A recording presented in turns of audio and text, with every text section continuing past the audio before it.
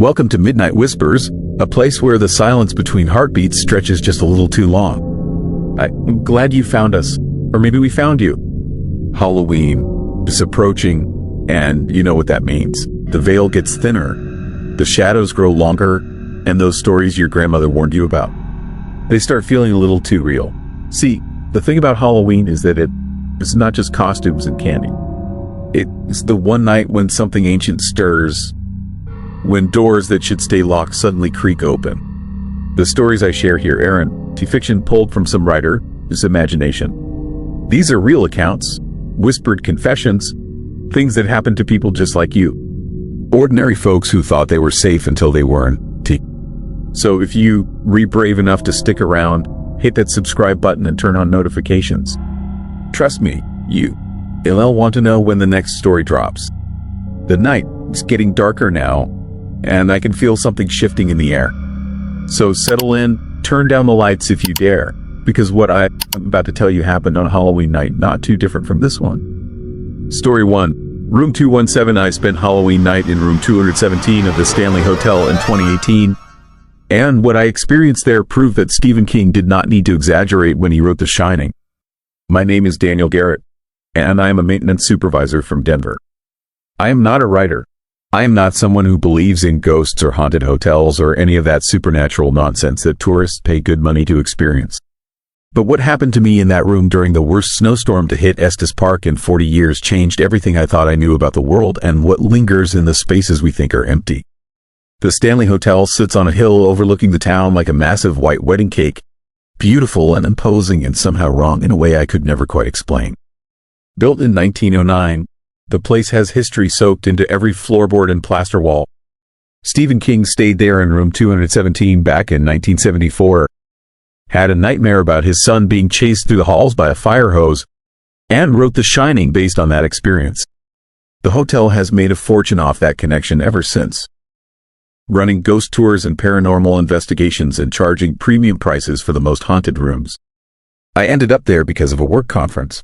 My company had booked the entire hotel for a 3-day retreat starting on October 30th.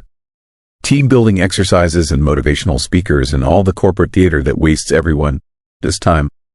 I was not thrilled about spending Halloween in a supposedly haunted hotel, but the alternative was sitting through another quarterly review meeting back in Denver. So I packed my bags and made the drive up to Estes Park. The weather forecast predicted snow, but nobody expected what actually hit us. By Halloween afternoon, the storm had already dropped 8 inches and showed no signs of stopping. The conference organizers canceled the evening activities. Most attendees retreated to the bar, and I decided to turn in early, tired from the drive and the altitude and the forced socialization of the day. They had assigned me to room 217, the famous room, the haunted room, the room where Stephen King slept and where countless guests have reported strange phenomena. Lights turning on and off, unpacked luggage getting repacked, the ghost of a former housekeeper named Elizabeth Wilson who supposedly still tidies the rooms. I laughed when I saw the room number on my key card. At least I would have a good story to tell. The room itself was nice. Period furniture and antique fixtures but modernized enough to be comfortable. A big brass bed, heavy curtains, a bathroom with vintage tile. Nothing inherently creepy, just a hotel room in an old building, the kind of place I had stayed in dozens of times before. But the moment I closed the door behind me, I felt it. A change in air pressure, a thickness to the atmosphere, like the room itself was holding its breath, waiting to see what I would do. I unpacked my bag, hung my clothes in the closet, and tried to shake off the uneasy feeling that had settled over me. Outside, the snow was falling faster now, big flakes swirling in the wind, already covering the cars in the parking lot.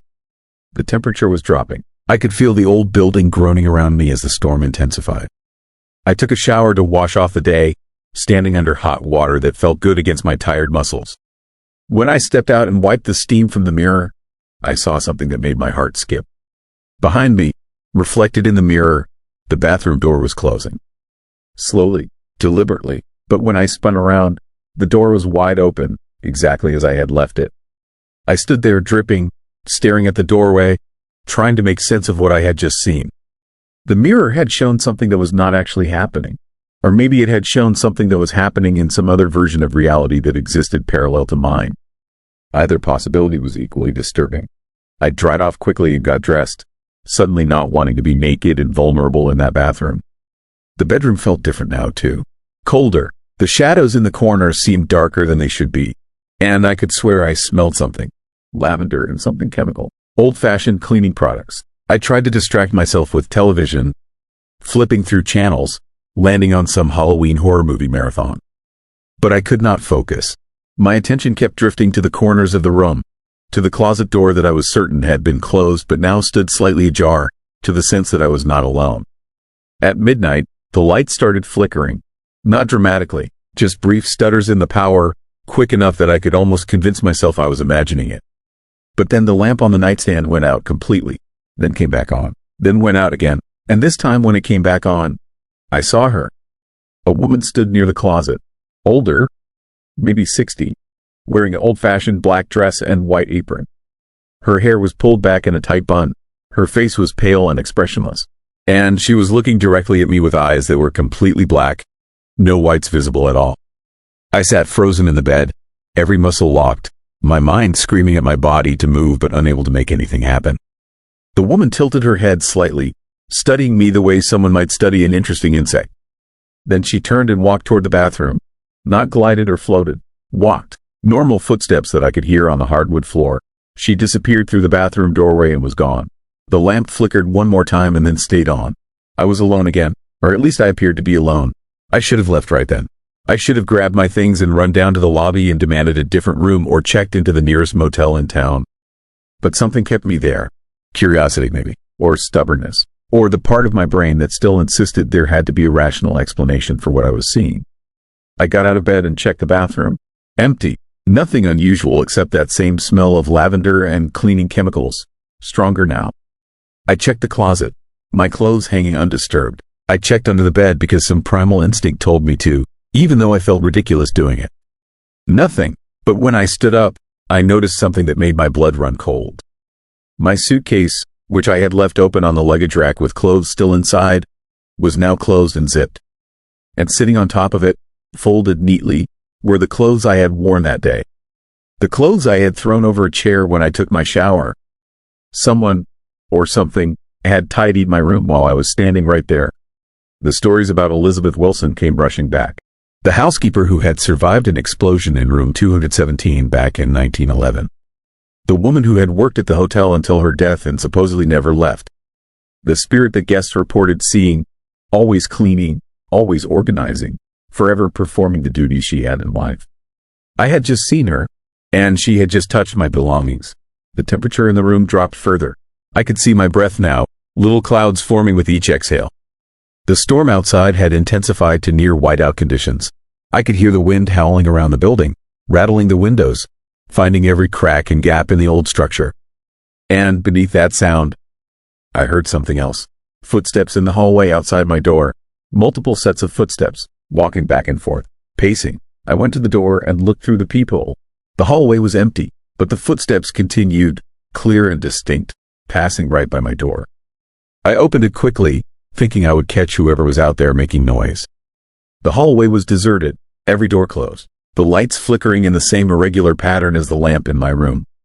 And the footsteps had stopped the moment I opened my door, as if whatever was making them knew I was watching. That was when I realized the entire hotel was awake. Not the guests, the building itself, whatever spirits or echoes or impressions had been left behind by a century of human presence. They were all active tonight. Halloween night. The night when the barrier between worlds was supposed to be thinnest. The night when the dead could walk among the living. I closed the door and locked it, though I knew locks meant nothing to what I was dealing with. I turned on every light in the room. I turned the television volume up. I did everything I could to create noise and light and normalcy. But it did not matter. Over the next few hours, the activity intensified. Objects moved on their own. The closet door opened and closed repeatedly. The bathroom faucet turned on and off. I heard voices, muffled and distant, having conversations in rooms that did not exist. I heard music, old-fashioned piano music, coming from somewhere below me. I heard children laughing in the hallway. And through it all, I kept seeing her, Elizabeth Wilson, sometimes in the corner of my eye, sometimes fully visible, standing in the middle of the room, watching me with those terrible black eyes.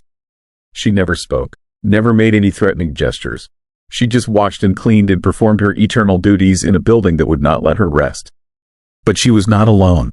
As the night deepened, I began to see others. Shadows that moved like people. Figures standing at the windows looking out at the storm. A man in an old suit sitting in the chair by the desk, reading a newspaper that was not there. They came and went, appearing and disappearing, existing in their own time while somehow occupying the same space as me. I finally understood what Stephen King must have experienced in this room. The overwhelming sense that you are not alone, that the building is full of the dead who do not know they are dead, or who know but cannot leave, or who choose to stay because this place has become more real to them than whatever waits beyond. The hotel was not haunted by malevolent spirits trying to scare guests. It was haunted by the accumulated weight of history, by the impressions left behind by everyone who had ever lived and worked and died here. It was haunted by time itself. Dawn came eventually, gray and weak through the storm that still raged outside. The activity faded with the light. The figures disappeared. The sound stopped. Elizabeth Wilson vanished one last time, leaving behind only that faint smell of lavender. I packed my bags and checked out before breakfast, telling the front desk clerk I had a family emergency and needed to leave early. She looked at me with knowing eyes and asked if everything was okay with my room. I said it was fine. She did not believe me. She had seen that look before, on the faces of other guests who had spent the night in room 217 and discovered that some stories are not exaggerations. The storm had dropped 3 feet of snow on Estes Park. It took me 6 hours to drive back to Denver on roads that were barely passable. But I did not care. I just wanted distance between myself and that hotel. Distance between myself and the truth I had discovered about what waits in the spaces between life and death. I am 57 years old, and I have worked in building maintenance my entire adult life. I know the sounds old buildings make. I know how pipes rattle and floors creak and how isolation and darkness can play tricks on your mind. But what I experienced in room 217 of the Stanley Hotel was not tricks or imagination or the power of suggestion from knowing the place's reputation. It was real. The ghosts are real. Elizabeth Wilson is real. And Stephen King, when he wrote about the Overlook Hotel coming alive and the dead walking its halls, was not creating fiction. He was reporting what he experienced, filtered through the lens of a horror story to make it palatable. The Stanley Hotel is beautiful. It is historical. It is an architectural gem and a tourist destination. But it is also a place where the dead refuse to leave, where the past bleeds into the present, where a night in the wrong room on the wrong night can show you things that will haunt you for the rest of your life. I will never go back. And if you ever find yourself checking into the Stanley Hotel, especially on Halloween night, and they offer you room 217, I urge you to decline. Because Elizabeth Wilson is still there, still cleaning, still watching with those black eyes. And once she sees you, once you become part of the hotel, the story, you never really leave either. A piece of you stays behind, added to the collection of souls that make the Stanley Hotel what it is. A beautiful, historic, absolutely terrifying monument to the dead who will not rest. Story 2. Costume he never took off. I found James Adamski's body in November of 1982, and what I saw in that shallow grave has haunted every Halloween since. My name is Robert Chen, and I was a rookie sheriff, as deputy in rural Wisconsin, when I got the call about human remains discovered in the woods off County Road, and I had been on the force for exactly 3 months. I was 24 years old. I thought I knew what death looked like. I thought I had prepared myself for the ugly realities of police work. But nothing prepares you for finding an 18-year-old kid still wearing his Halloween costume, buried in the frozen ground like someone's discarded secret. The worst part was not the body itself. The worst part was realizing that James had been missing for 3 weeks. And during that time, hundreds of people had driven past those woods. Dozens of searchers had combed through the area. And somehow, we had all missed him. Or maybe something wanted us to miss him. Maybe something was not ready for him to be found yet. Let me take you back to where this started, to the Halloween party James left on October 30th, 1982. The party was at a farmhouse outside of Rhinelander, the kind of place where local kids went to drink cheap beer and pretend they were having the time of their lives. James had gone dressed as a scarecrow. His mother told us later that he had made the costume himself, stuffing his flannel shirt with straw, tying rope around his wrists and ankles, painting his face with browns and blacks to look weathered and worn. He had been excited about that costume. He had shown it to his younger sister before he left, doing a stiff-legged walk and making her laugh. He told his mother he would be home by midnight. He was a good kid, the kind who kept his promises, the kind who called if he was going to be late. James never came home. His truck was found 2 days later, parked at a rest stop 7 miles from the farmhouse. The keys were still in the ignition. His wallet was in the glove compartment. There were no signs of struggle, no blood, nothing to indicate what had happened. It was as if James had simply stepped out of his truck and vanished into thin air. The investigation went nowhere fast. We interviewed everyone at the party. They all told the same story. James had been drinking, but not heavily. He had been in good spirits. He left around 11:30, saying he had to get home. Several people saw him walk to his truck. Several people heard the engine start. And then nothing. Search parties combed the woods around the rest stop and the farmhouse. We dragged the nearby creek. We checked abandoned buildings and hunting cabins.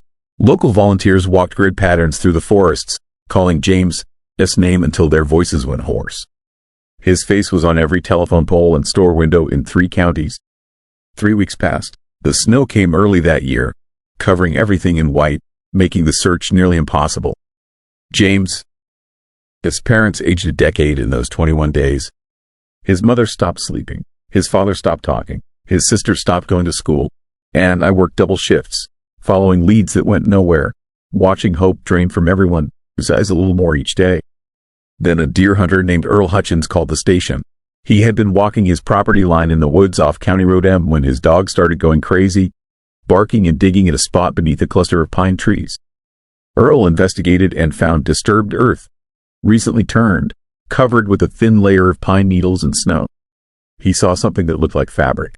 He called us immediately. I arrived with my partner, a veteran deputy named Frank Kozlowski, who had seen everything in his 30 years on the force. We brought shovels and cameras and body bags, hoping we were wrong but knowing we were not. Earl met us at the road and led us into the woods. It was late afternoon, the sky already darkening, the temperature dropping fast. The grave was shallow, maybe 2 feet deep, located in a small clearing about 50 yards from the road. Someone had tried to hide it but had not tried very hard. Or maybe they had been interrupted, or maybe they wanted it to be found eventually. We started digging carefully, documenting everything. Within minutes, we uncovered fabric, brown flannel, straw sticking out at odd angles. And then we saw the face. James was still wearing his scarecrow costume. Every piece of it, the flannel shirt stuffed with straw, the rope around his wrists and ankles. Even the face paint, though it had smeared and faded. He was positioned on his back, arms at his sides, legs straight. Almost peaceful, almost like he was sleeping, except for the unnatural angle of his neck and the blue-gray color of his exposed skin. But here's what made my blood run cold. What made Frank take 3 steps back and steady himself against a tree? The straw stuffed in James' costume was fresh. Not the dried, broken straw he had used for his costume 3 weeks earlier. This was new straw, carefully placed, perfectly arranged, as if someone had taken the time to restuff his costume after he died. The coroner's report confirmed what we suspected. James had died within hours of leaving the party, most likely from a broken neck caused by a fall or a blow. But the report raised more questions than it answered. The straw in the costume was indeed fresh, replaced sometime after death. The body showed signs of being moved multiple times. And strangest of all, there were traces of soil under James' fingernails that did not match the soil in the grave where we found him. He had been buried somewhere else first. The investigation intensified. We retraced every step James had taken that night.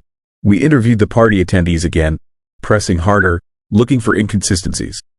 We searched properties belonging to anyone with even a loose connection to the case.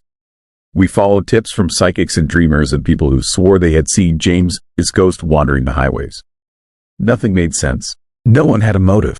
No one had opportunity. The physical evidence contradicted itself. It was as if James had been killed by a shadow, buried by a ghost, and moved by something that left no trace. Then I started noticing the patterns. I spent my nights going through old case files, unable to sleep, unable to let this go. And I found something that made my stomach twist. Every 7 years, going back decades, someone in northern Wisconsin went missing on or around Halloween. Not every year, just every 7 years. And the victims all fit a similar profile. Young, male, last seen leaving a party or social gathering, found weeks later in a shallow grave, if they were found at all. In 1961, a 19-year-old named Patrick Brennan vanished after a Halloween dance. Found in December, buried in the woods. In 1968, A 20-year-old named Michael Torres disappeared from a bonfire party. Found in January, shallow grave near a frozen lake. In 1975, an 18-year-old named David Kowalski left a friend's house on Halloween night. Found in late November, buried beneath a fallen tree. The cases were spread across different counties, handled by different departments. No one had connected them. Why would they? 7 years is a long time. Departments change. Records get filed away. Memories fade. But when you laid them out in sequence, the pattern was impossible to ignore. Someone had been doing this for decades. Someone who struck every 7 years like clockwork. Someone who took young men on Halloween and buried them in the woods and left them in their costumes like trophies or offerings or something worse. I brought my findings to Frank. He looked at the files spread across my desk, his face growing pale. He had worked the Kowalski case back in 1975. He remembered the details. He remembered the strangeness of it. And now, seeing it as part of a larger pattern, something ancient and deliberate clicked into place in his mind. We reported our findings up the chain. A task force was formed. Federal agents got involved. We started looking for connections between the victims, between the locations, between the dates. We interviewed surviving family members.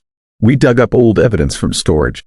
We were so sure we were on the verge of solving something massive. But we never found anything. No suspects, no physical evidence linking the cases. No witnesses who saw anything useful. The pattern was there, undeniable and terrifying, but it led nowhere. It was like trying to arrest the wind. The case went cold. The task force was disbanded. James, his family buried him in his hometown cemetery. And life went on the way it always does, whether we were ready or not. But I never forgot, and I never stopped paying attention to the calendar. 7 years after James died, in 1989, a 19-year-old named Christopher Valdez disappeared after leaving a Halloween party in Washburn County. They found him in December, buried in the woods, still wearing his vampire costume. The straw around him was fresh, though he had not been dressed as a scarecrow. The straw was just there, scattered around his body like someone's calling card. 7 years after that, in 1996, another disappearance. Another shallow grave. Another costume preserved like a museum piece. The pattern continued. 2003, 2010, 2017. Every 7 years, like clockwork, someone vanished on Halloween in northern Wisconsin and turned up weeks later buried in the woods. Different counties, different investigators, but always the same basic details. Young men, Halloween, shallow graves, costumes intact. I am 66 years old now. I retired from the sheriff's department 15 years ago. I live alone in the same small town where I found James Adamski in 1982. And I am writing this because next Halloween will mark 7 years since the last disappearance. 7 years since a 20-year-old named Marcus Chen, my sister's grandson, left a party dressed as a zombie and never made it home. I know it is coming. I know the pattern. I have watched it repeat for over 40 years, helpless to stop it, unable to convince anyone that this is something bigger than random chance or coincidence. The authorities think I am obsessed, a retired cop who cannot let go of an old case. My family thinks I need therapy. Maybe they are right, but I also know that somewhere in northern Wisconsin, someone or something is waiting. Counting down the days until Halloween 2024, preparing to take another young man and bury him in the woods with care that borders on reverence. Continuing a ritual that started long before I was born and will continue long after I am gone. I have spent 42 years trying to understand why. Why every 7 years? Why Halloween? Why the costumes? Why the fresh straw? What does it mean? Is it a person doing this? Someone impossibly patient and careful? Or is it something else? Something that defies explanation? Something that exists in the spaces between logic and nightmare? I do not have answers. I only have the pattern and the bodies and the terrible certainty that it will happen again. That somewhere right now, a young man is planning his Halloween costume, excited about a party, thinking about having fun with friends. And he has no idea that he might be walking toward a shallow grave in the Wisconsin woods where he will be found weeks later, still wearing his costume, still playing his part in something ancient and hungry and unstoppable. James Adamski was 18 years old. He liked cars and hockey and making his little sister laugh. He made a scarecrow costume by hand and left a party at 11:30, promising to be home by midnight. And now he is a file number and a gravestone and a question that will never be answered. This Halloween, I will lock my doors and turn off my lights and wait for the inevitable news. Because the pattern never breaks. And whatever is taking these young men every 7 years is still out there, still patient, still hungry, still waiting for the next Halloween. Story 3. Ledge. I bought the footage for $300 from a kid on Reddit who said he found it in his dead grandfather's storage unit. The VHS tape was labeled in fading marker, Salem, Mass., Halloween 1987. Do not watch. Naturally, I watched it immediately. That was my first mistake. I restore old films for a living. Historical societies, family archives, sometimes police departments looking to digitize cold case evidence. It is boring work mostly, but it pays the bills. When I saw that tape, I thought I had stumbled onto something valuable. Maybe lost news footage from Salem during the witch trial anniversary. Maybe something I could sell to a museum. I was wrong about what it was, but I was right that it was valuable. Just not in any way I wanted.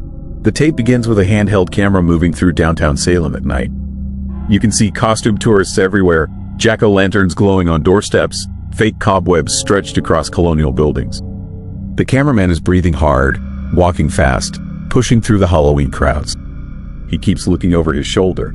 The timestamp says October 31st, 1987, 11:47 p.m. Then he turns down a dark street away from the festivities. The sounds of the crowd fade. He is walking now toward the edge of town, toward what looks like woods. The camera shakes. He is almost running, and then he stops. The camera focuses on a rocky outcropping barely visible in the darkness. A ledge overlooking a ravine. He whispers something I cannot quite hear. Something about them being right. Something about the voices. The camera goes black. When it comes back on, the timestamp says 12:13 a.m. November 1st Street. The cameraman is standing on the ledge now. You can see the lights of Salem below, tiny and far away. And then he films himself. A man maybe 40 years old, wearing a Red Sox jacket, eyes wide and terrified. His lips are moving, but there is no sound. He is trying to tell the camera something, trying to warn whoever watches this. Then he jumps. The camera falls with him, tumbling, catching glimpses of rock and sky and his body twisting in the air. It hits the ground hard. The lens cracks but keeps recording. For 17 seconds, you can see his body lying there, broken, not moving. And then something else appears in frame. Figures. Multiple figures in old-fashioned clothes moving toward him. Their faces are in shadow. The last thing on the tape is the sound of them whispering.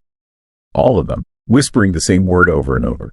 A name. My name, Matthew. I have watched that tape 50 times trying to convince myself I misheard. That it just sounds like my name. That I am reading into static and distortion. But I know what I heard. Those figures, whatever they were, said my name. In 1987, 38 years ago, 16 years before I was born. I should have stopped there. Should have thrown the tape away. But I am an archivist.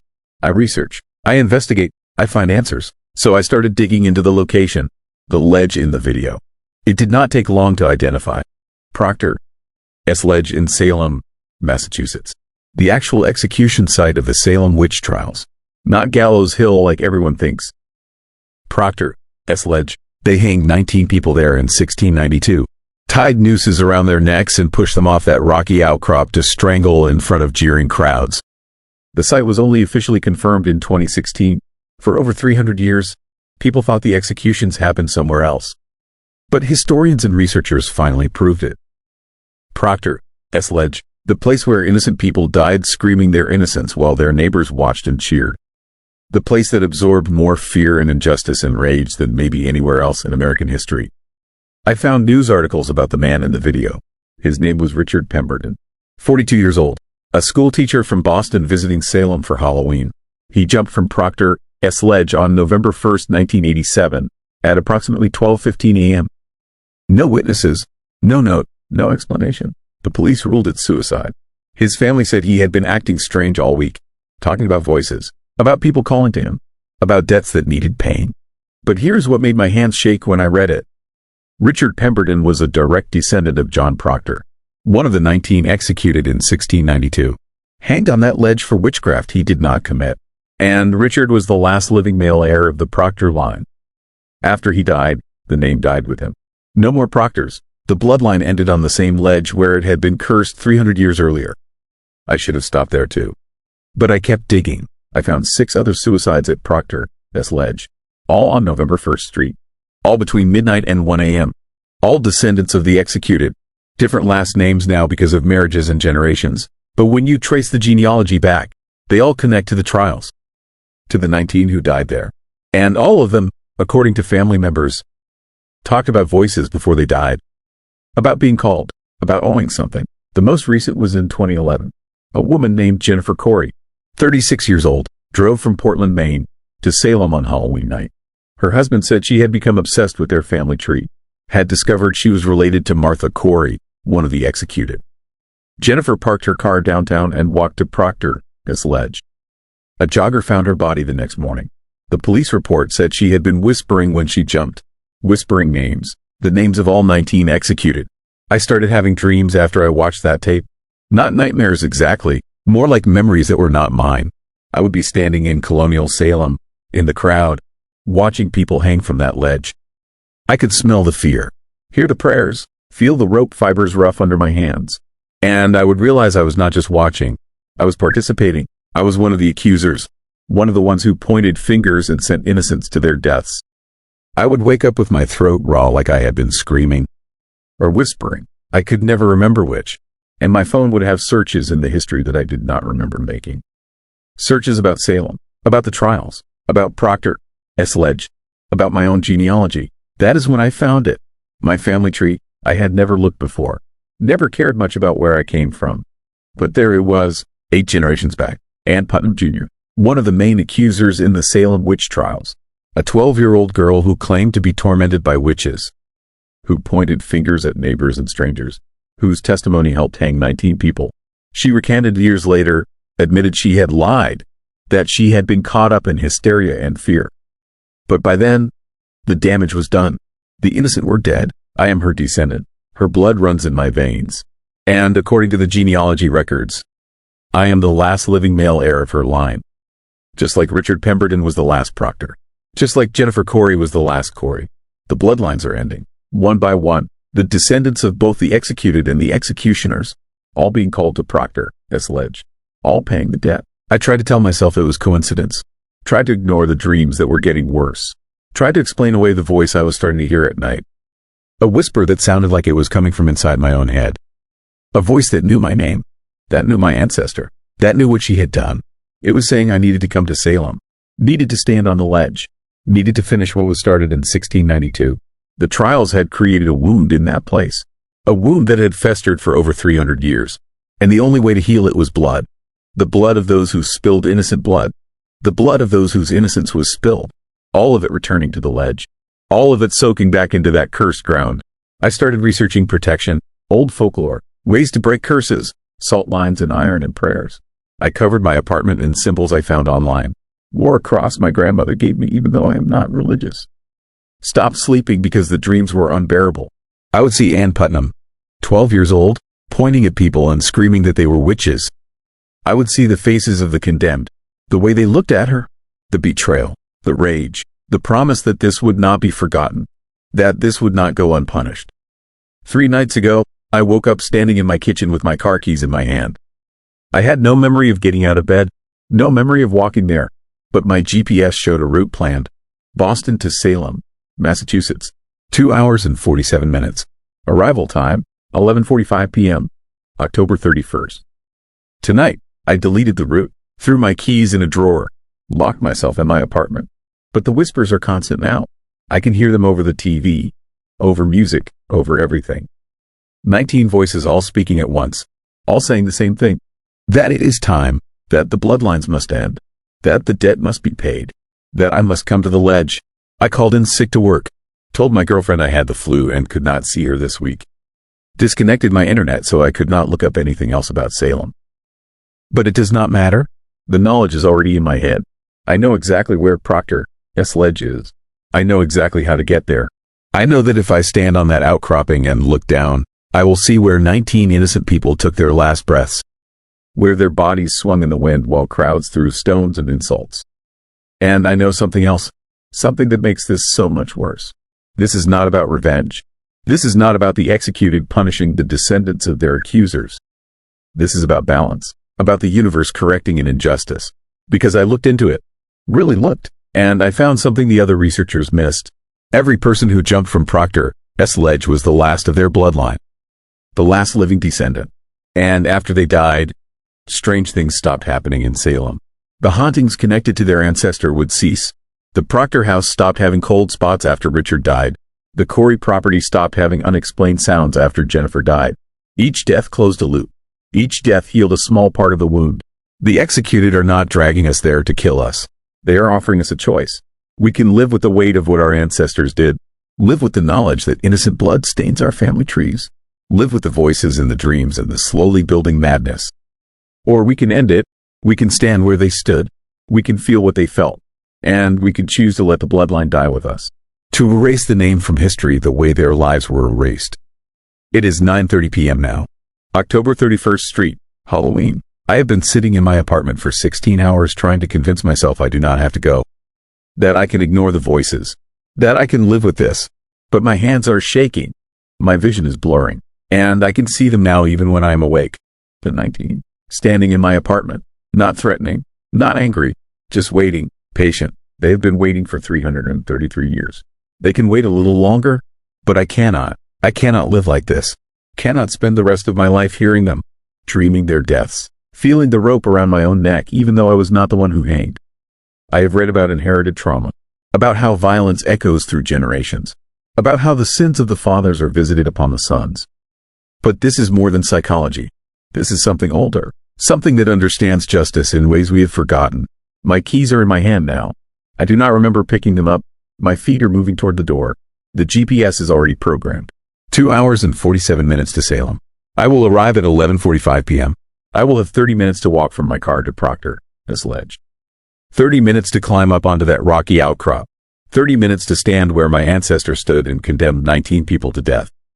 And at 12:15 a.m. on November 1st, I will understand why Richard Pemberton jumped. Why Jennifer Corey jumped. Why all the others jumped. Because it is not about being forced.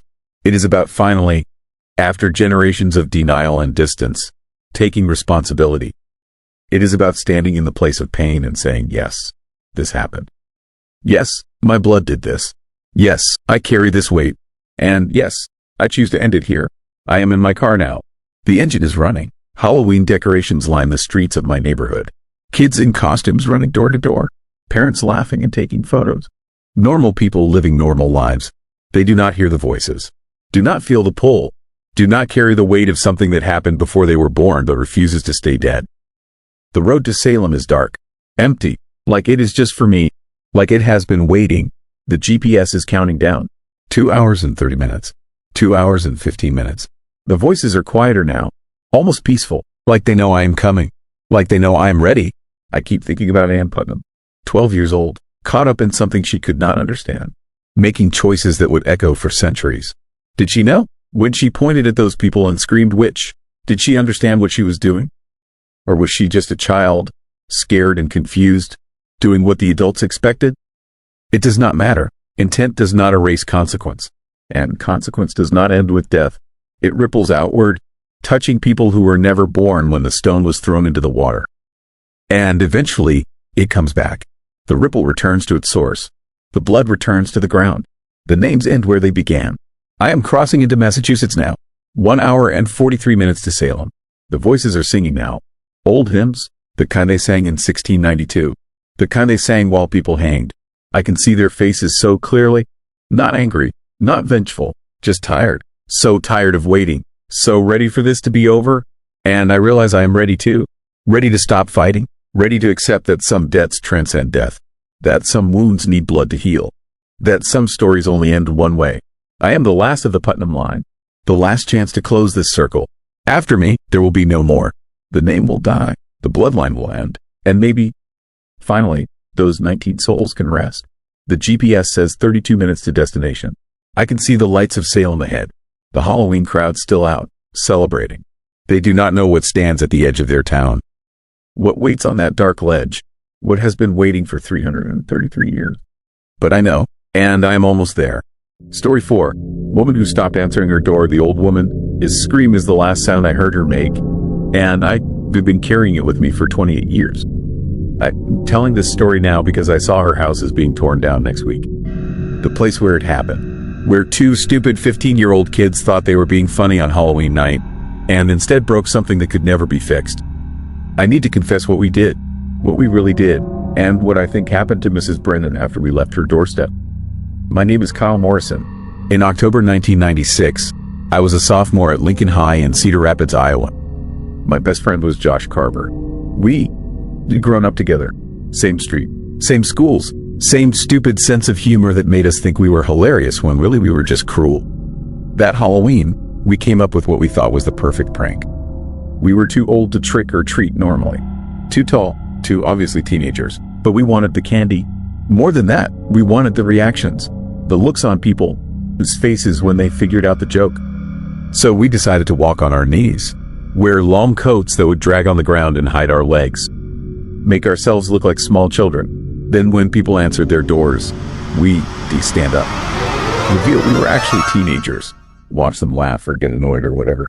Just a harmless prank, or so we thought. We started around 7, hit about a dozen houses. Most people thought it was funny once they figured it out. A few were annoyed. One guy threatened to call our parents. But nothing serious, nothing that made us think twice about what we were doing. Then we got to Mrs. Brennan's house, end of Maple Street, big old Victorian that had been there since the 1800s. She lived alone for as long as anyone could remember. Had to be in her 80s, maybe older, never bothered anyone, just kept to herself. Her porch light was on, bowl of candy sitting by the door. We walked up the steps on our knees, rang the doorbell, heard shuffling inside, slow footsteps. The door opened and Mrs. Brennan stood there.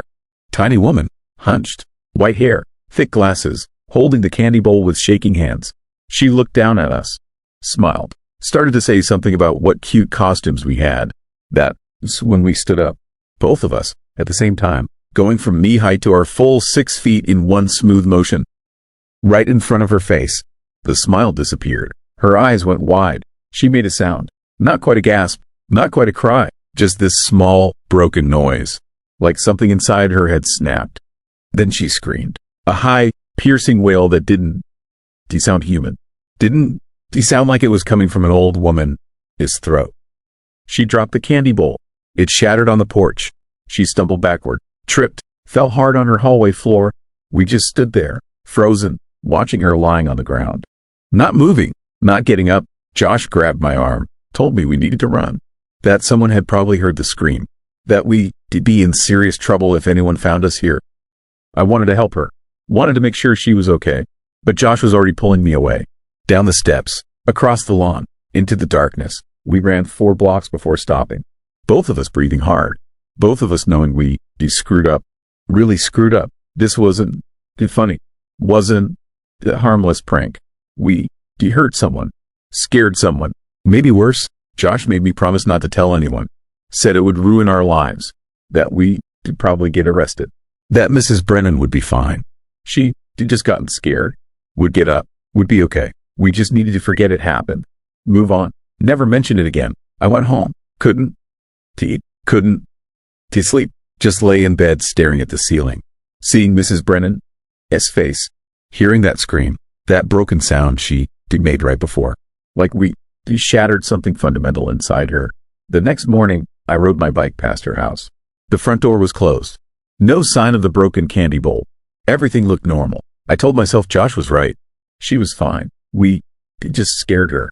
Nothing permanent. Nothing serious. But Mrs. Brennan never answered her door again. Not for Halloween. Not for anything. Her porch light stopped coming on. Her curtains stayed closed. People said she'd become a shut-in. That she wouldn't talk to neighbors. Wouldn't accept visitors.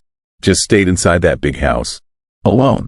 Silent. I tried to convince myself it wasn't because of us. That she was old. That old people get nervous. Become reclusive. It was just coincidence.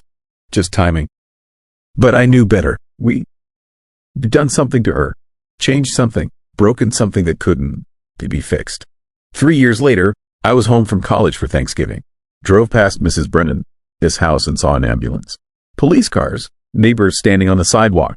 I stopped, asked what happened. Someone said Mrs. Brennan was dead. That the mailman had noticed her mail piling up. Called for a wellness check. She'd been dead for at least a week. Maybe longer. But here is what made my blood freeze.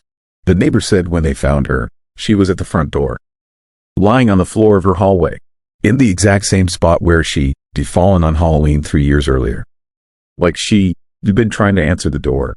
Like she heard someone ring the bell, seen something through the peephole, and it had killed her right there. I told myself it was coincidence, that she'd just fallen. Heart attack, stroke, natural causes for an 80-something woman living alone. But I couldn't shake the image, couldn't stop seeing her lying there, in that same spot, where we left her screaming. I never told anyone, not Josh, not my parents, not my wife when I got married. Just carried it, this weight, this guilt, this knowing that we'd done something, set something in motion that Halloween night. Something that followed Mrs. Brennan for 3 years until it finally finished what we started. But the story doesn't end there. Last Halloween, I drove through Cedar Rapids. First time I'd been back in years. Decided to drive past the old neighborhood, past Mrs. Brennan's house. I don't know why. Curiosity, masochism, need for closure. The house was abandoned, had been since her death. Nobody wanted to buy it. Too old, too run down, too much work. It sat there rotting. Windows broken, porch sagging, paint peeling, a monument to neglect. I parked across the street, just sat there staring, remembering, and that is when I saw it. Movement in the upstairs window. Just for a second, a face, old, female, staring down at me, then gone. I told myself it was reflection, shadows, my imagination playing tricks, but my hands were shaking when I drove away, and I couldn't stop checking my rearview mirror, expecting to see that face. Those eyes, following me. 2 weeks ago, I got a call from Josh. First time we'd spoken in over a decade. He'd seen something on Facebook. A post from someone we went to high school with. About Mrs. Brennan, his house being demolished. He asked if I remembered what we'd done. That Halloween, that prank. I said yes. Of course I remembered. How could I forget? That's when he told me his secret. The thing he'd been carrying all these years. He'd driven past the house too. Multiple times. And every time, he'd seen the same thing. Movement in the windows. A face watching. Like something was still living there. Still waiting there. Still answering a door that nobody knocked on anymore. He said he'd been having nightmares. The same one over and over. He S15 again. On his knees on Mrs. Brennan's porch. The door opens. But this time, when he stands up, Mrs. Brennan doesn't scream. She smiles. And she starts to grow. Getting taller. Taller, until she is looming over him, until he is the one looking up, the one who is small and helpless, and she reaches down with hands that are too long, too thin, and she pulls him inside, into that dark hallway, and the door closes behind him. Josh asked me if I thought we'd killed her, if what we did that night had been the thing that broke her, that made her retreat from the world, that left her alone and terrified until she died trying to answer her door one last time. I told him I didn't know. But I was lying. I do know. We killed her. Not physically, not directly, but we killed something inside her that night. Some sense of safety. Some belief that the world was okay. That people were good. That she could open her door without fear. And I think she knew. I think when she saw us stand up, saw our real faces, our real size, our real intentions, she understood something, saw something. That the monsters weren't to pretend anymore. That they walked on 2 legs and rang doorbells and looked like normal kids. And that realization was too much. Too terrible. It broke her mind and locked her inside that house for 3 years until something finally came for her. The demolition starts Monday. They were tearing down Mrs. Brennan's house, clearing the lot, building something new. But I wonder what they'll find when they dig. What's been waiting in that dark hallway all these years? What heard us knock that Halloween night and has been trying to answer ever since? I am 43 now. Married, 2 kids, normal life. But every Halloween, I turn off my porch light. Dawn, to answer the door. Dawn, to participate, because I know what I did. What we did, and I know that some debts never get paid. Some doors never close, and some screams never stop echoing. Next week, when they tear down that house, I'll be there, watching, because I need to see it end. Need to know that whatever has been waiting inside finally gets released. Or buried, or destroyed. I need closure, even if I dawn. To deserve it, even if Mrs. Brennan never got hers. But I'm scared of what they might find, scared that when those walls come down, something will be standing there. In that hallway, where we left her, where she died, still waiting to answer, still ready to show us what real fear looks like. What happens when you break something innocent and leave it to rot in the dark for 3 decades? The old woman The scream is the last sound I heard her make. But I think when they knocked down that house, I'll hear it again. One final time. And this time, it won to be alone. Before we go any further, if you still here, if your spine is already tingling, do me a favor. Subscribe. You never know when you'll need another voice in the darkness. And hey, drop a comment below. Tell me, where are you re-listening from? Are you alone right now? Maybe you shouldn't. Maybe. Let us continue. But remember, some things once heard can to be unheard. Story 5. Trestle at Pope Lick the First killed my best friend on Halloween night in 2003. And the thing that lives under the train trestle at Pope Lick watched me do it. My name is Aaron Mitchell, and for 22 years I have kept silent about what really happened that night in Louisville, Kentucky. The newspapers called it a tragic accident. The police ruled it death by misadventure. My friend Jake, his family buried him believing he died because of a stupid teenage dare gone wrong. But I know the truth. I know what I saw on that trestle. I know what made Jake run. And I know that some urban legends exist because they are the only way we can talk about things that are too terrible to face directly. The Pope Lick monster is one of those legends. Half man, half goat, living under the old Norfolk Southern Railway trestle that crosses Pope Lick Creek in the Fisherville area. The stories say it uses hypnosis or voice mimicry to lure people onto the trestle, then either kills them itself or forces them to jump, or simply waits for the train to do the work. People have died there. Real people with real names and real families. The trestle is 90 feet high and trains still use it regularly. Going up there is trespassing and incredibly dangerous, which is exactly why stupid kids like Jake and me thought it would be the perfect place to spend Halloween night. We were 17 years old and convinced we were immortal. Jake had just gotten his driver's license. I had just broken up with my girlfriend. We wanted to do something crazy, something we could talk about for years. Something that would prove we were not just another couple of boring suburban kids. When Jake suggested we climb the Pope Lick trestle at midnight on Halloween, I should have said no. I should have suggested literally anything else. But I was angry and reckless and stupid, so I said yes. We parked Jake's mom, a Civic, in a gravel lot near the creek around 11:30. The area was dark and isolated, surrounded by trees that were already bare for winter. We could hear the creek running somewhere below us, a constant whisper in the darkness. We could see the trestle looming above, a massive iron structure that looked like the skeleton of some prehistoric creature in the moonlight. Jake was excited, buzzing with adrenaline, talking too fast and too loud. He had brought a flashlight and a digital camera, determined to document our adventure. I felt sick to my stomach, but I was not going to admit it.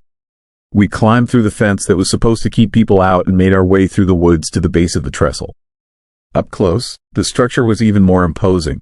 90 feet of rusted iron and wooden crossbeams, stretching nearly 800 feet across the creek and the road below. The tracks ran down the center with open spaces on either side where you could see straight down to the ground. There was nowhere to hide if a train came. You either made it to the other side, found one of the small alcoves built into the support structure, or you died. We knew the train schedule. We had researched it online. The last train was supposed to pass through at 11:15. The next one was not due until after 6 in the morning. We had plenty of time, or so we thought. We started climbing. The trestle was not meant for pedestrians. There were no stairs or railings. We had to pull ourselves up onto the tracks and then walk carefully on the crossbeams, trying not to look down through the gaps at the dizzying drop below. My heart was pounding. My hands were sweating despite the cold October air. Jake was ahead of me, still talking, still excited, his flashlight beam bouncing around as he moved. We made it about a quarter of the way across when I first heard the sound. A low bleating, like a goat or a sheep, coming from somewhere below us. I stopped walking. Jake stopped too. We listened. The bleating came again, closer now, echoing off the iron structure in a way that made it impossible to pinpoint the location. Jake laughed nervously and said it was probably just an animal, a deer or a raccoon, something normal, but his voice had lost its confidence. We both knew the stories about the Pope Lick monster. We had joked about it in the car on the drive over. But now, standing on that trestle in the dark with that inhuman sound echoing around us, the jokes did not seem funny anymore. We kept moving forward. What else could we do? We were committed now. Going back meant admitting we were scared, and we were teenage boys. So dying was preferable to that. We walked faster, our footsteps clanging on the metal, the wooden crossbeams creaking under our weight. The bleating followed us. moving along beneath the trestle, keeping pace. Then I smelled it, a thick, animal smell, fur and musk and something rotten. The smell grew stronger as we moved, until it was so overpowering that I had to breathe through my mouth. Jake had noticed it too. His flashlight beam was moving erratically now, sweeping back and forth, trying to find the source. That was when we heard the voice, a man's voice, calling from somewhere below, calling Jake. His name. The voice sounded exactly like Jake, his father. Exact same tone, exact same inflection, exact same way of drawing out the first syllable. Jake stopped dead in his tracks. His flashlight beam froze, pointing down through the gaps in the trestle. And in that beam of light, I saw it, a figure standing on one of the support beams about 20 feet below us. At first glance, it looked almost human, but as my eyes adjusted, I saw the details that were wrong. The legs bent backward at the knee like an animal. The torso too long and thin. The arms ending in hands that had too many fingers. And the head. The head was the worst part. It was shaped like a goat, with curved horns and a long snout. But the face was too expressive, too intelligent, too aware. It looked up at us with eyes that caught the flashlight beam and reflected it back like a cat. And those eyes were filled with a hunger that had nothing to do with food. The thing spoke again in Jake, his father, his voice, telling him to come down, that everything would be okay, that it was time to go home. And I watched in horror as Jake started moving toward the edge of the trestle, toward the gap, toward the 90-foot drop. His face blank and peaceful like someone sleepwalking. I grabbed his arm and pulled him back. He fought against me, trying to get free, his eyes unfocused, his mouth slack. The thing below us let out a sound that started as a bleat and ended as a laugh, high and cruel and delighted. It was enjoying this, the fear, the struggle, the knowledge that it had almost succeeded. I slapped Jake hard across the face. His eyes snapped back into focus. He looked at me in confusion, then down through the gap at where the creature stood. In that moment, Jake's expression changed from confusion to pure terror. He had seen it. He had understood what had almost happened. And he ran. Jake took off back the way we had come, running full speed on the narrow crossbeams, not caring about the gaps, not caring about the danger, just desperate to get off that trestle. I ran after him, my own fear giving me speed I did not know I had. Behind us, I could hear the creature moving, climbing up the support structure, the sound of its claws scraping against metal, getting closer. We were maybe 200 feet from the end of the trestle when I felt it. A vibration in the tracks, rhythmic and steady and getting stronger. I looked back and saw a light in the distance, coming fast. A train. There was not supposed to be a train, but there it was, barreling toward us at 50 miles per hour, its horn blaring a warning that came too late. Jake reached the end of the trestle first. He jumped down onto solid ground and turned back to yell for me to hurry. I was maybe 30 feet away when the train rounded the curve and its full headlight hit me. I was blinded. I could not see where I was going. My foot caught on a crossbeam and I went down hard, sprawling across the tracks. The train was seconds away. I could feel the wind from its approach. I could hear its brakes screaming as the engineer saw me and tried impossibly to stop. I scrambled to my feet and dove sideways off the tracks, hanging onto the edge of the trestle with both hands, my legs dangling 90 feet above the ground. The train passed inches from my face, its wheels throwing sparks, its metal body a blur of noise and force. And hanging there, looking down, I saw the creature directly below me. It was climbing up toward me, moving impossibly fast, its goat face split in a grin that showed too many teeth. It was going to reach me before I could pull myself up. It was going to drag me down into the darkness under the trestle where God knows how many other victims had disappeared. Then Jake was there, grabbing my arms, pulling me up. He was shouting something I could not hear over the train, this noise. I got one elbow onto the tracks, then the other, and Jake pulled harder, his face red with effort. The creature was close enough that I could feel its breath on my ankles. Then I was up, rolling away from the edge, and Jake was pulling me to my feet and we were running again. We made it off the trestle as the train passed, plunging back into the relative safety of the dark woods. We ran until we could not run anymore, until our lungs burned and our legs gave out. We collapsed near the car, gasping for air, our hearts pounding, our bodies shaking with adrenaline and terror. That was when I heard the bleeding again. Close, very close. I grabbed Jake and we got in the car. He fumbled with the keys. his hands shaking so badly he could barely get them in the ignition. The engine started. Jake threw the car in reverse. And as we backed out of that gravel lot, I looked out the window and saw the creature standing at the edge of the trees, watching us leave with those terrible reflective eyes.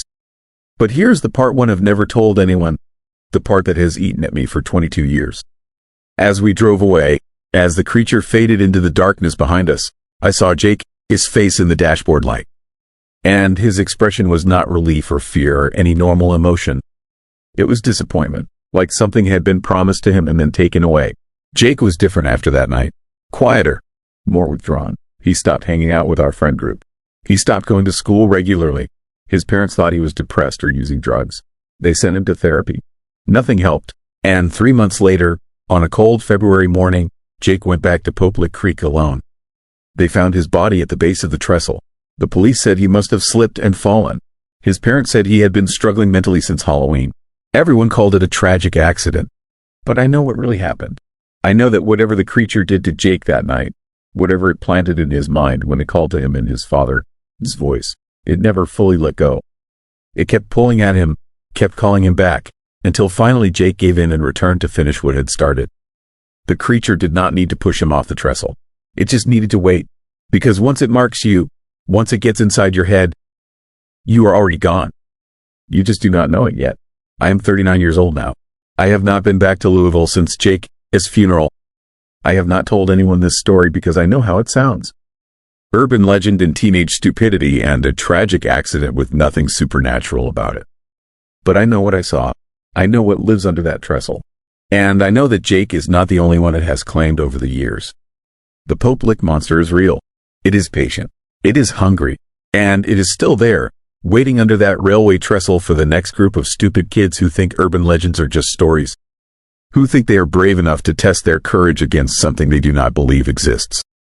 Who will climb up onto those tracks at night and hear a familiar voice calling them into the darkness. And some of them will make it back, but they will be marked. They will carry something with them that will pull them back eventually, the same way it pulled Jake back. Because that is what the creature does. It does not just kill you. It plants itself inside your mind and waits, patient as stone, until the day you cannot fight it anymore. I think about Jake every Halloween. I wonder if I could have saved him, if I should have told his parents or the police what really happened. If there was some way to break the hold the creature had on him. But I know the truth. Jake was lost the moment he heard his father's voice coming from that thing, his throat. And maybe I'm lost too, because sometimes, late at night, I hear bleeding outside my window. And sometimes I smell that thick animal musk. And I know that sooner or later, the creature will come to collect what it believes it is owed. The thing that lives at Popelik does not forget, and it always finishes what it starts. Story 6. Snow brought something back the snow wasn't supposed to come until November. I'm sitting in my childhood home right now, 30 years after that Halloween, and I can still see the white covering everything outside my window. Still feel that cold that went deeper than winter.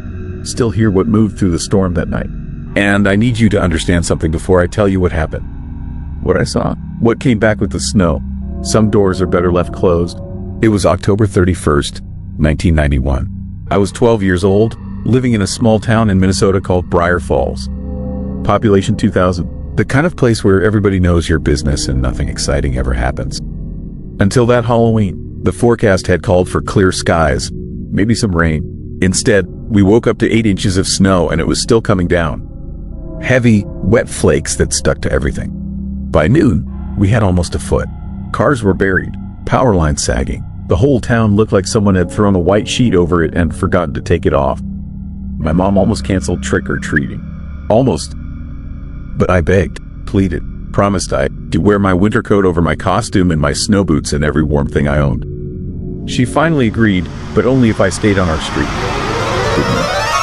Wonder? Came home by 8. I bundled up. My Dracula costume was hidden under a thick parka. My plastic fangs kept fogging up from my breath. But I didn't care. I had my pillowcase and I was ready. My best friend Tommy met me at the end of my driveway. He was supposed to be a ninja but looked more like a confused Eskimo with all his winter gear. We started hitting houses. The first thing we noticed was how empty the streets were.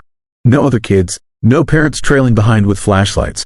Just us and the falling snow and the strange muffled silence that comes when everything is buried.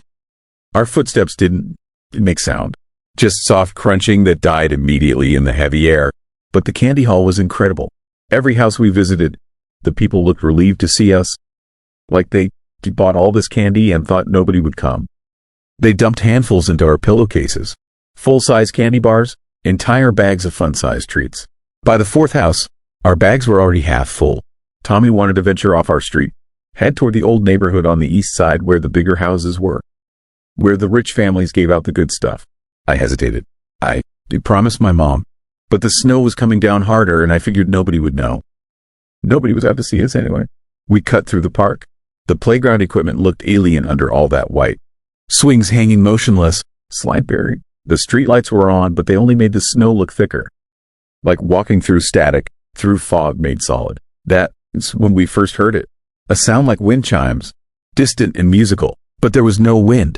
The snow fell straight down, heavy and deliberate. The sound came again, closer. Tommy and I stopped walking, looked at each other.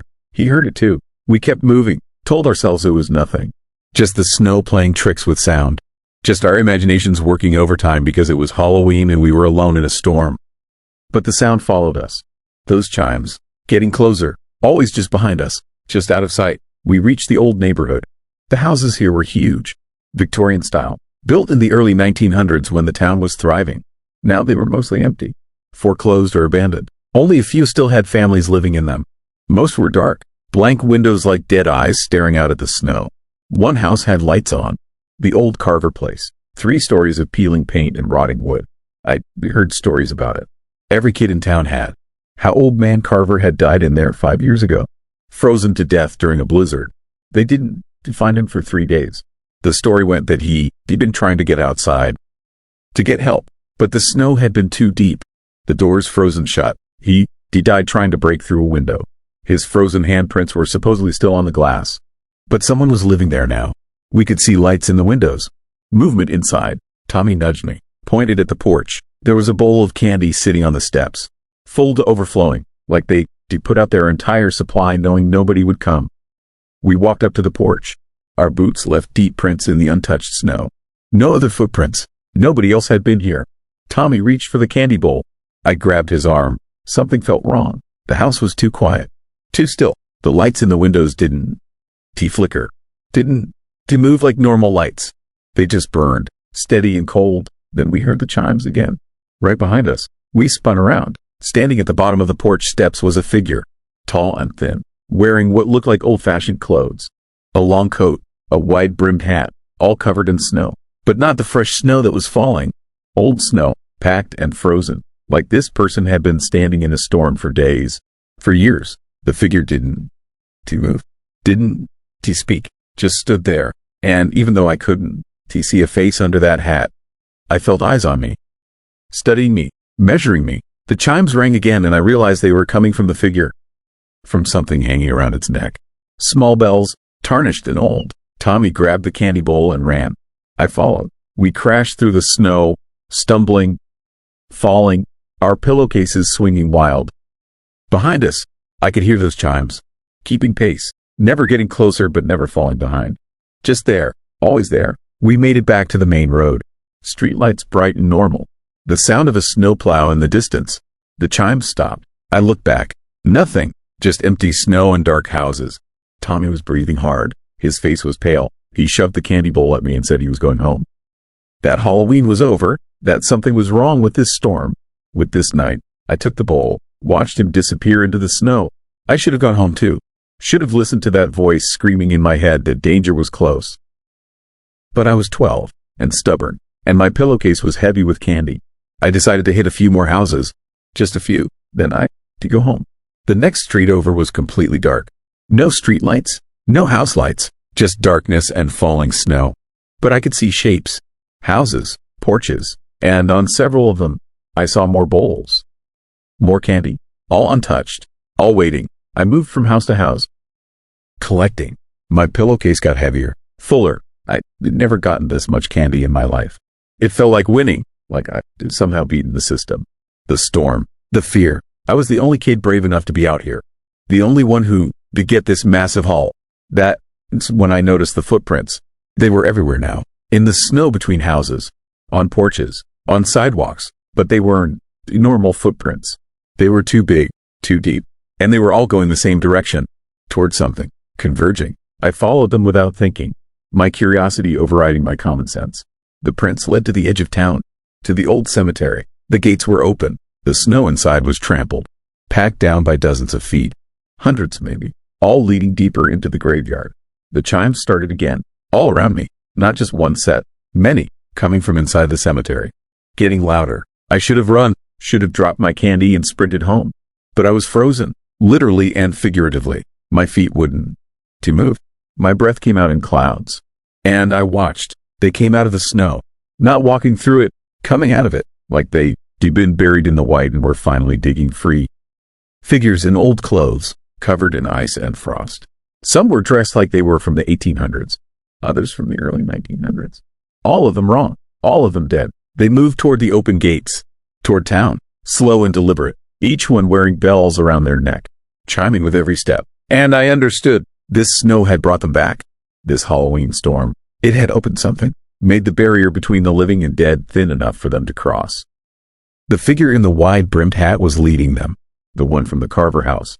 Old man Carver himself. I could see his face now under that hat, blue and frozen, eyes white with frost, but aware, hungry. He turned and looked directly at me, extended one frozen hand, beckoned. I ran, dropped my pillowcase, let all that candy spill into the snow. I ran harder than I'd ever run in my life. My lungs burned. My legs screamed, but I didn't stop, didn't look back. Just ran through that storm, through the muffled silence, those chimes following, always following. I made it home, burst through the door. My mom took one look at my face and knew something had happened. But I couldn't speak, couldn't explain, just collapsed on the floor, shaking, crying. She wrapped me in blankets, made hot chocolate, told me I was safe, that it was just the storm, just my imagination. But that night, I looked out my bedroom window, and I saw them, the figures in old clothes, walking down our street, going from house to house, taking the candy that had been left out, taking it back, like they were collecting payment, like the candy had been meant for them all along. Like every Halloween, they've been leaving offerings, tributes, to keep them satisfied, to keep them from taking something more. The storm ended by morning. The snow melted fast. By November 2nd, it was gone like it had never happened.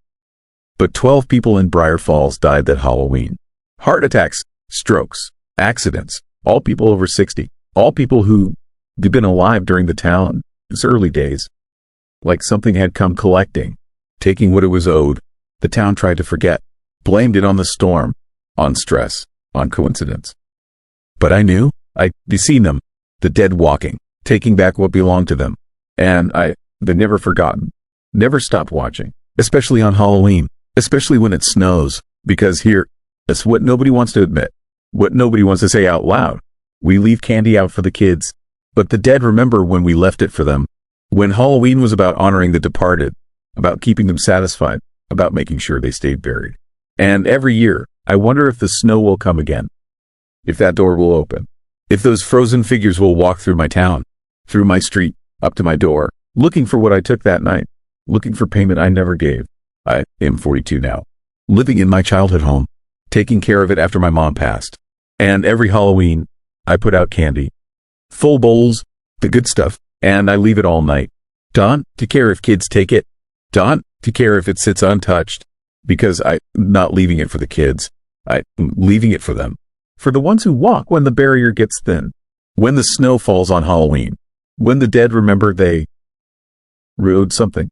And if you re-listening to this, if you live somewhere where it snows, where the cold goes deep, check your candy bowl tomorrow morning. If it is empty but you heard no footsteps, if there are prints in the snow that are too big, too old, too wrong, then, they came, they collected, and you were lucky that candy was enough, that they didn't want more, that they didn't want you. The snow is starting to fall outside my window right now. It is October 31st, and I can hear something, distant but getting closer, musical and cold, wind chimes that ring with no wind, bells worn by the frozen dead, coming back, coming home, coming to collect what Halloween has always owed them. I just hope my offering is enough. Story 7. Last doorbell. I stopped answering my door on Halloween night in 1994, and I have never told anyone why until now. My name is Michael, and what happened to me that October evening in rural Pennsylvania changed everything I thought I knew about the holiday and have loved since childhood. The police reports say it was random. The newspapers called it an isolated incident. But I know the truth, and the truth is so much worse than anything they printed. The story I need to tell you actually begins with something most people have forgotten. Back in 1957, a man named Peter Fabiano was murdered in his own doorway on Halloween night. He answered the door expecting trick-or-treaters. Instead, he found someone in a costume, someone he probably recognized too late. And that person shot him dead right there on his welcome mat. The killer was caught eventually. It turned out to be connected to jealousy, to tangled relationships, to the kind of darkness that hides behind familiar faces. But here's what stayed with me when I first read about that case years later. The idea that on Halloween, the one night when masks are everywhere, when strangers come to your door and you are expected to open it, the perfect opportunity exists for something terrible to happen. I thought about Peter Fabiano every Halloween after I learned his story. But I still answered my door. I still handed out candy. I still played along with the ritual we all know, the ritual we all trust. Until that night in 1994, when someone came to my door wearing a mask, and I learned that some costumes hide intentions far worse than any monster from a movie. Let me take you back. I was living alone in a small house just outside of Harrisburg. The kind of house you rent when you are divorced and starting over. The kind of neighborhood where everyone keeps to themselves but still pretends to care about community traditions. Halloween was big there. People decorated. Kids still walked the streets after dark. It felt safe, or at least it felt like we were all pretending it was safe. And that was close enough. That year, I had bought too much candy, the way I always did. I told myself it was because I did not want to run out, but really I think I just wanted to feel like I was part of something normal again. The divorce had been brutal. My ex-wife had moved across the country.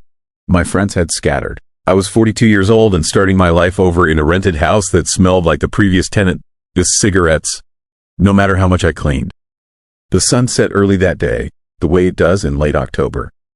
By 6 o'clock, darkness had settled over the neighborhood like a heavy blanket. I turned on my porch light. I set the bowl of candy by the door. I put on a horror movie in the living room, some old Vincent Price film. And I waited. The first few groups of kids were normal, little ghosts and princesses and superheroes. Parents hovering at the end of the driveway with flashlights. I smiled. I complimented costumes. I dropped handfuls of candy into pillowcases and plastic pumpkins. For a while, it felt good. It felt like maybe I could still be a normal person living a normal life. Then, around 8 o'clock, things slowed down. The younger kids had gone home. The streets grew quieter. I considered turning off the porch light and calling it a night. But something stopped me. Maybe it was stubbornness. Maybe it was loneliness. Maybe it was the beer I had been drinking to take the edge off. The doorbell rang. I grabbed the candy bowl and opened the door, already starting to smile, already preparing to say something friendly.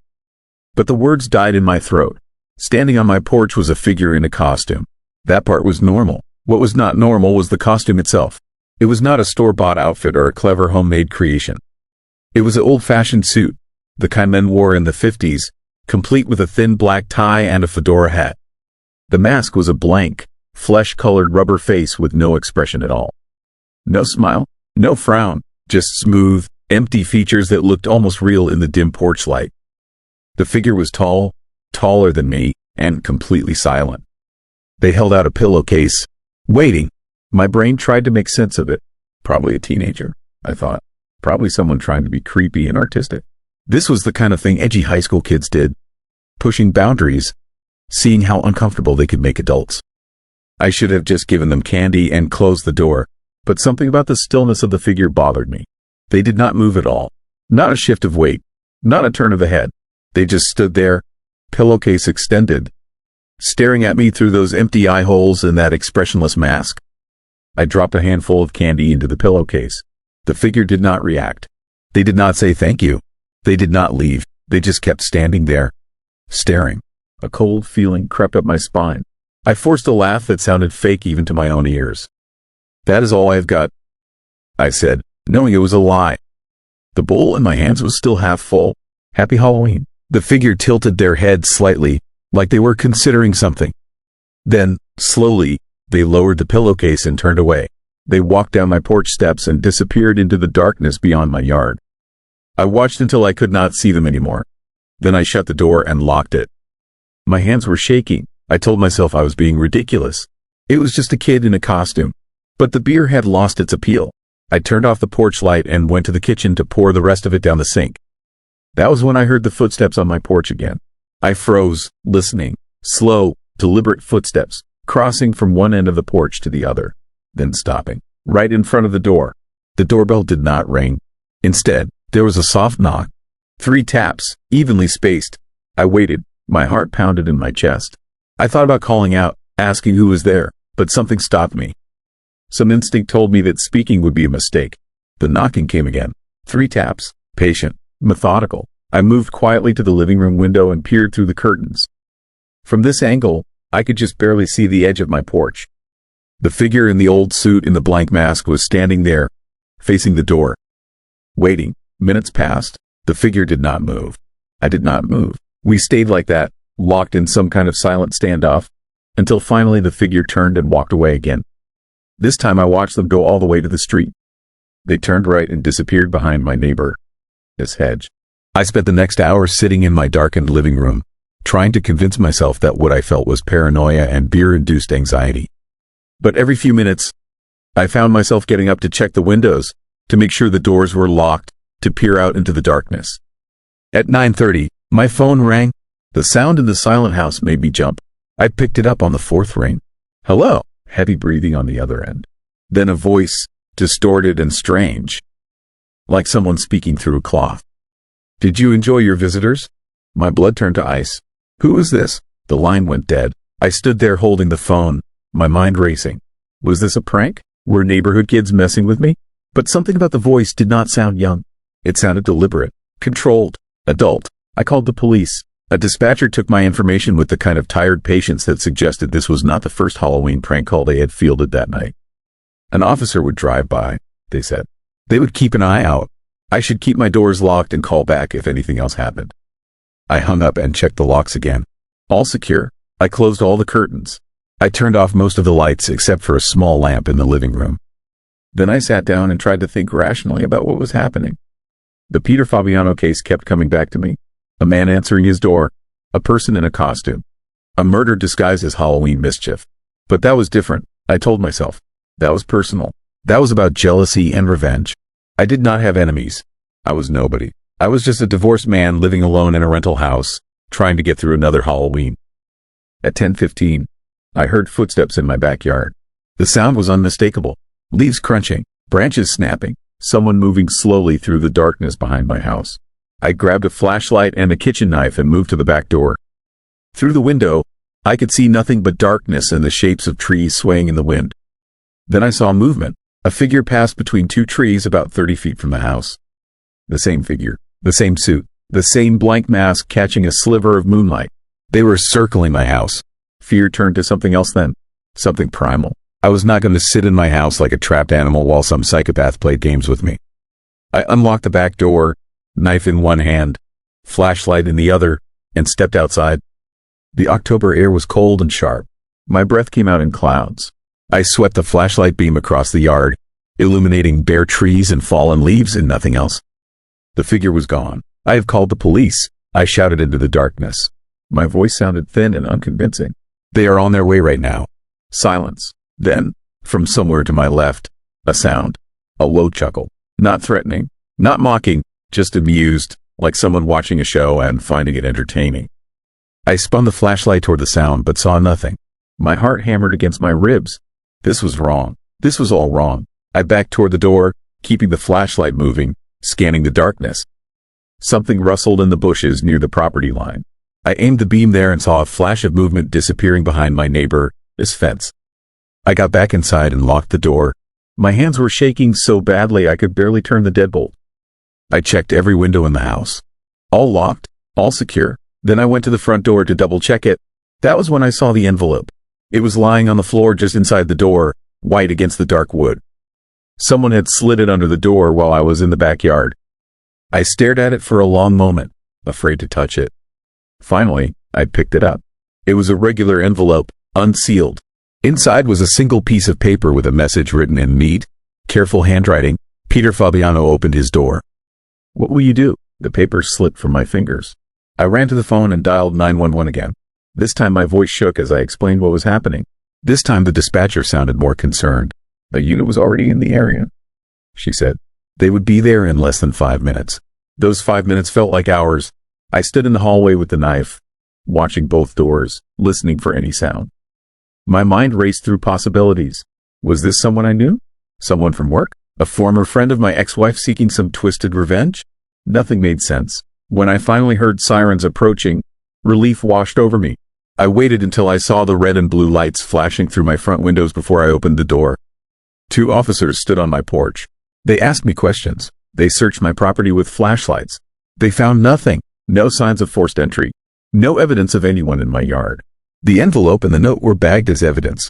They took my statement. They were professional and thorough, but I could see the skepticism in their eyes. Halloween brought out the pranks. People got spooked. Maybe I had been drinking? I had been drinking. But that was not the point. Someone had been on my property. Someone had left that note. But I could not prove it, and the officers could not find any trace of the figure in the suit and mask. They told me to call if anything else happened. They drove away, and I was alone again. I did not sleep that night. I sat in a chair with all the lights on and the knife on my lap, watching the doors, listening to every creak and whisper of the old house settling. When dawn finally broke, gray and cold, I felt a cautious sense of relief. But the relief did not last.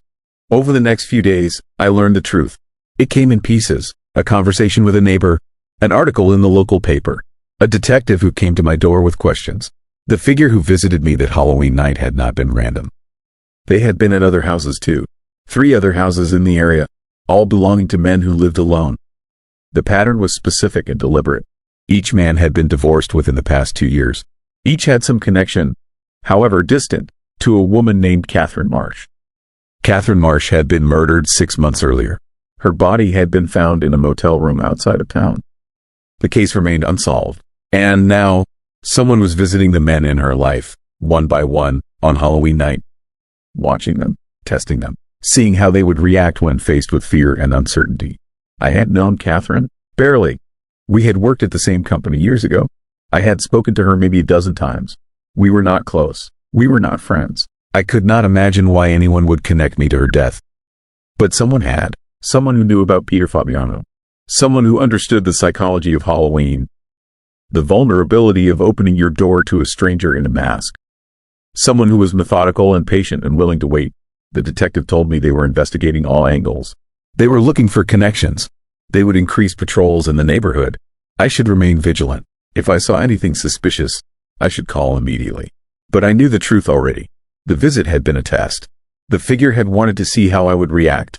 Whether I would panic, whether I would run, whether I would feel guilty. And here's what keeps me awake at night. What has kept me awake for 31 years. I never found out who was behind that mask. The Halloween visits stopped after that year. No arrests were ever made. The murder of Catherine Marsh remains unsolved. The figure in the suit and the blank face disappeared as completely as if they had never existed. But sometimes, on Halloween night, when I hear children laughing in the streets and doorbells ringing in the distance, I think about Peter Fabiano answering his door in 1957. I think about the trust we place in rituals and traditions. I think about how easy it is for something familiar to become a disguise for something terrible. And I wonder if the person who visited me that night is still out there. Still watching. Still waiting. Still wearing a mask that looks almost real in the right light. I stopped answering my door on Halloween night in 1994, and I will never answer it again. Story 8. Last house on Pumpkin Ridge. I found the photograph in my father. This thing's 3 weeks after we buried him. It showed our old house on Pumpkin Ridge, the one we left when I was 7 years old in 1982. But something was wrong with the picture. In the upstairs window, where my bedroom used to be, there was a figure. A man in a pale mask, holding what looked like a pillowcase. My father had written on the back in shaking handwriting. He came back. October 2024. Don, to go there. My father died of a heart attack. At least that is what the coroner said. But I knew my dad. He was healthy, strong for 73. And in his final weeks, he wouldn't sleep. He kept every light in his apartment burning through the night. He told my sister he was seeing things, hearing things. We thought it was dementia. We were wrong. The house on Pumpkin Ridge still stands outside Deer Park, Texas, about 40 minutes from Houston. I hadn't hadn't thought about that place in decades. We moved away suddenly, in the middle of the night. My mother never explained why. She just said we were going to start fresh somewhere new. She died in 1995, taking whatever secrets she had to her grave. But my father knew something. And now, looking at this photograph with that figure in my childhood window, I needed to understand what it was. I drove out there on a gray October afternoon. The house sat at the end of a long dirt road, surrounded by dying oak trees and overgrown fields. It looked smaller than I remembered, the white paint peeled and cracked, the porch sagging. The for sale sign out front was so faded I could barely read it. According to county records, the house had been empty since 2019. Before that, 6 different families had lived there. None stayed longer than 18 months. The front door was unlocked. Inside, the air smelled like old wood and something else. Something sweet and rotten, like candy left in the sun too long. The furniture was gone, but I could still see the outline of our old life. The spot where our television sat, the corner where the Christmas tree always went, the stairs leading up to the bedrooms, each step creaking under my weight like it was announcing my arrival to something waiting above. My old room was at the end of the hall. The door was closed. I stood there for a long time, my hand on the knob, remembering something I had forgotten for 42 years. On Halloween night in 1982, the night before we moved away, something happened. I went trick-or-treating alone because I was 7 and stupid and wanted to prove I was brave. When I came home, my pillowcase full of candy, my mother was crying in the kitchen. My father was boarding up the windows. They wouldn't. They'd tell me why. I opened the door to my old bedroom. Someone had been living in here. Recently, there was a sleeping bag in the corner, empty food wrappers, and dozens of candles melted down to nothing. But what made my blood freeze was the wall. Someone had written the same sentence over and over in black marker, covering every inch from floor to ceiling. He poisoned the candy. He poisoned the candy. He poisoned the candy. Beneath the writing, someone had taped up newspaper clippings, all about the same case. Timothy O'Brien, 8 years old, died on Halloween night, 1974, in Deer Park, Texas. Poisoned by cyanide hidden in a pixie sticks. His own father did it for insurance money. They called him the Candy Man. Ronald Clark O'Brien, executed in 1984. But we lived in Deer Park in 1974. I was born that year. In June, my parents lived on Pumpkin Ridge Road. In this house, I felt something cold move through my chest. Why had no one ever told me this?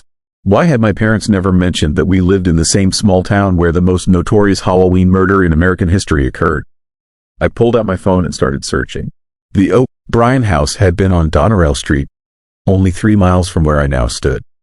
On Halloween night 1974, Ronald O'Brien took his son Timothy and daughter Elizabeth trick-or-treating, along with some neighbor kids. At one house, a dark house where no one answered, O'Brien claimed he went up to the door alone while the kids waited. When he came back, he was holding pixie sticks, giant ones, the kind you never saw. He gave them to the kids, including his own son. Timothy ate his that night. He complained that it tasted bitter. Within minutes, he was convulsing. He died before they reached the hospital. The cyanide had been carefully poured into the candy and the package resealed. O'Brien had planned the whole thing. His son. This murder, for $10,000 in insurance money. The father who became a monster. The Halloween killer who destroyed the innocence of an entire generation. But something in the articles caught my attention. A detail I had never heard before. Police investigated the dark house where O'Brien claimed he got the candy.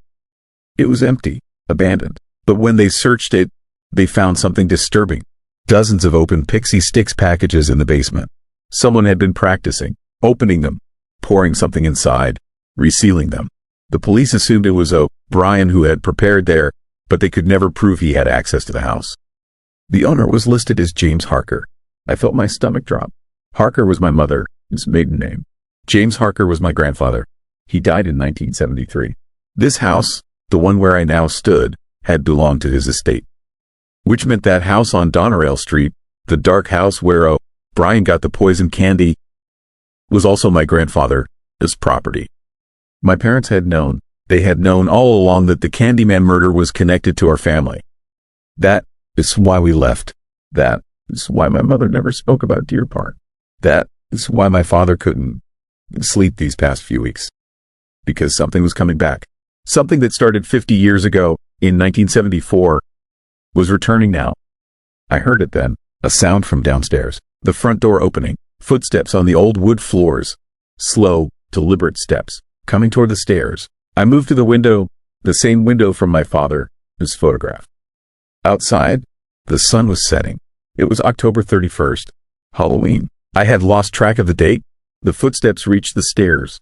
1 step, 2 steps, 3, each one patient, unhurried. I looked around the room for anything I could use. Nothing, just the sleeping bag, the candles, the newspaper clippings on the wall. I pulled one down with shaking hands. It showed Ronald Clark O'Brien being led away in handcuffs. But someone had drawn on the photo with red ink. They had drawn more figures behind him. Shadows, and written beneath, he wasn't alone. The footsteps reached the top of the stairs. They stopped in the hallway.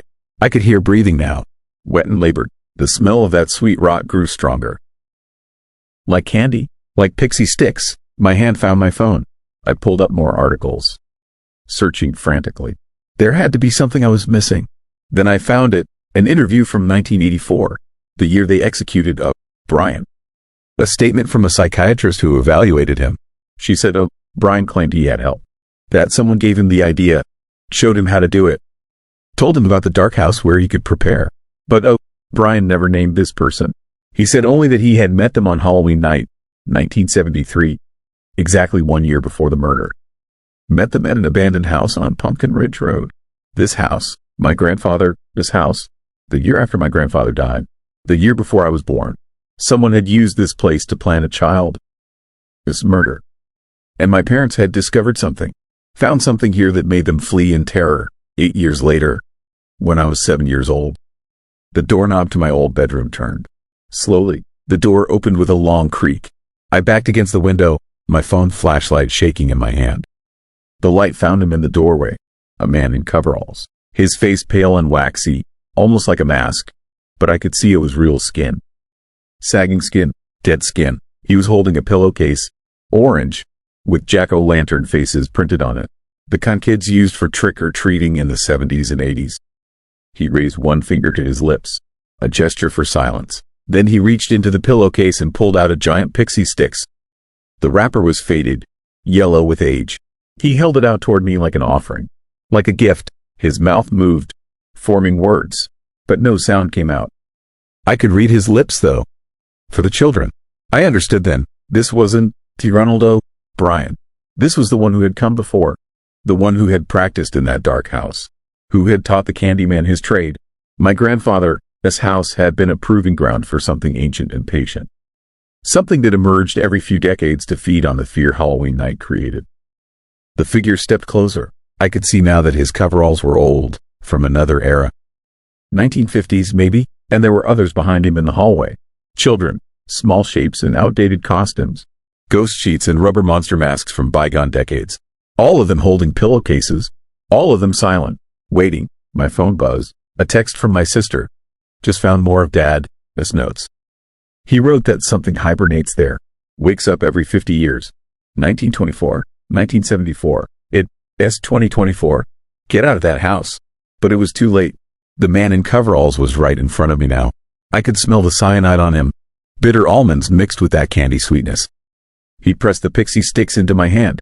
His skin felt like cold wax, paper dry.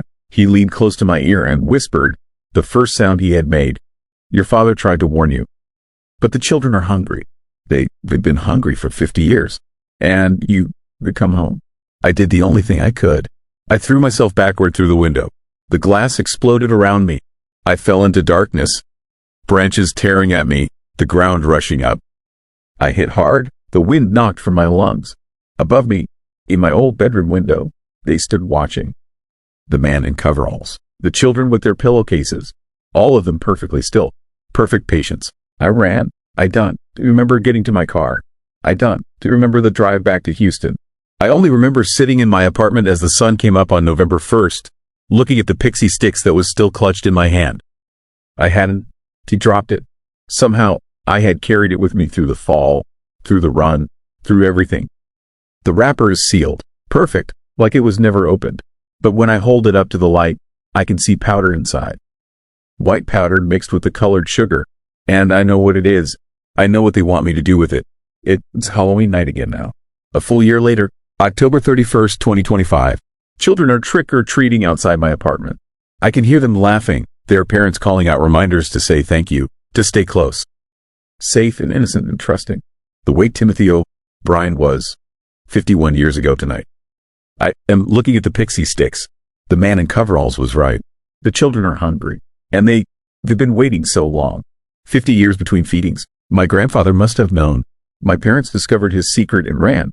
My father tried to warn me before it was too late. But here, it's what terrifies me most. What keeps me frozen in this chair with the candy in my hand. I am starting to understand why they choose people. Why they came to my grandfather. Why they visited Ronald O'Brien. Why they showed him that dark house. Why they here with me now. Because deep down, underneath everything we tell ourselves about who we are, there is a question we can to escape. If something offered you a way out of your debts, your failures, your desperate situation, if all it cost was one night of unthinkable darkness, one child, one piece of candy, would you be strong enough to say no? Ronald O'Brien wasn't. He wanted $10,000 more than he wanted his son alive. The police said he was a monster. They said he was unique, aberrant, one of a kind. But standing in that house, I felt something else. I felt the truth my father discovered, that there have been others, every 50 years, going back further than we can trace. Men who made the trade, who fed the thing that lives in houses like the one on Pumpkin Ridge. My doorbell rings. Trick-or-treaters. I can see them through the peephole. 3 kids in superhero costumes, parents hanging back on the sidewalk with flashlights. Normal, innocent, trusting. I look at the pixie sticks in my hand. I think about my debts, my failed marriage, my worthless degree and dead-end job, my father, his warnings, and my mother, his secrets. The man in coveralls watching from dark windows. The children with empty pillowcases waiting to be filled. The doorbell rings again. I stand up. I walk toward the door. And here in the darkness of my apartment, with Halloween night stretched out before me and 50 years of hunger pressing down, I'm honestly not sure what I'm going to do when I open it. Story 9. Halloween mask. I found the mask in my dead brother's storage unit 3 days before Halloween. The facility manager handed me the key with a look that told me he wanted nothing to do with whatever was inside. My brother David had stopped paying rent 6 months before he died. The manager said he was legally required to give me first access before auctioning everything off. I almost told him to keep it all. David and I hadn't spoken in 2 years. But curiosity got the better of me. The unit smelled like mildew and something else. Something sharp and chemical that burned my nostrils. I pulled the rolling door up and fumbled for the light switch. The fluorescent bulb flickered twice before staying on, casting everything in that sick industrial white glow. Most of it was junk. Old furniture, boxes of clothes, stacks of water-damaged books. But in the back corner, sitting on a metal shelf by itself, was a wooden crate. It looked old, really old. The kind of wood that has gone gray with age, held together with rusty nails that had bled orange stains down the sides. I should have left it there. The crate wasn't locked. The lid lifted easily, and inside, wrapped in what looked like a burlap sack, was the mask. It was made of some kind of aged leather, cracked and discolored. The face was human but wrong. The proportions were slightly off. Eyes too far apart, mouth too wide. It had real human hair stitched into the scalp, long and black and still somehow lustrous despite the obvious age of the thing. There was a journal in the crate too.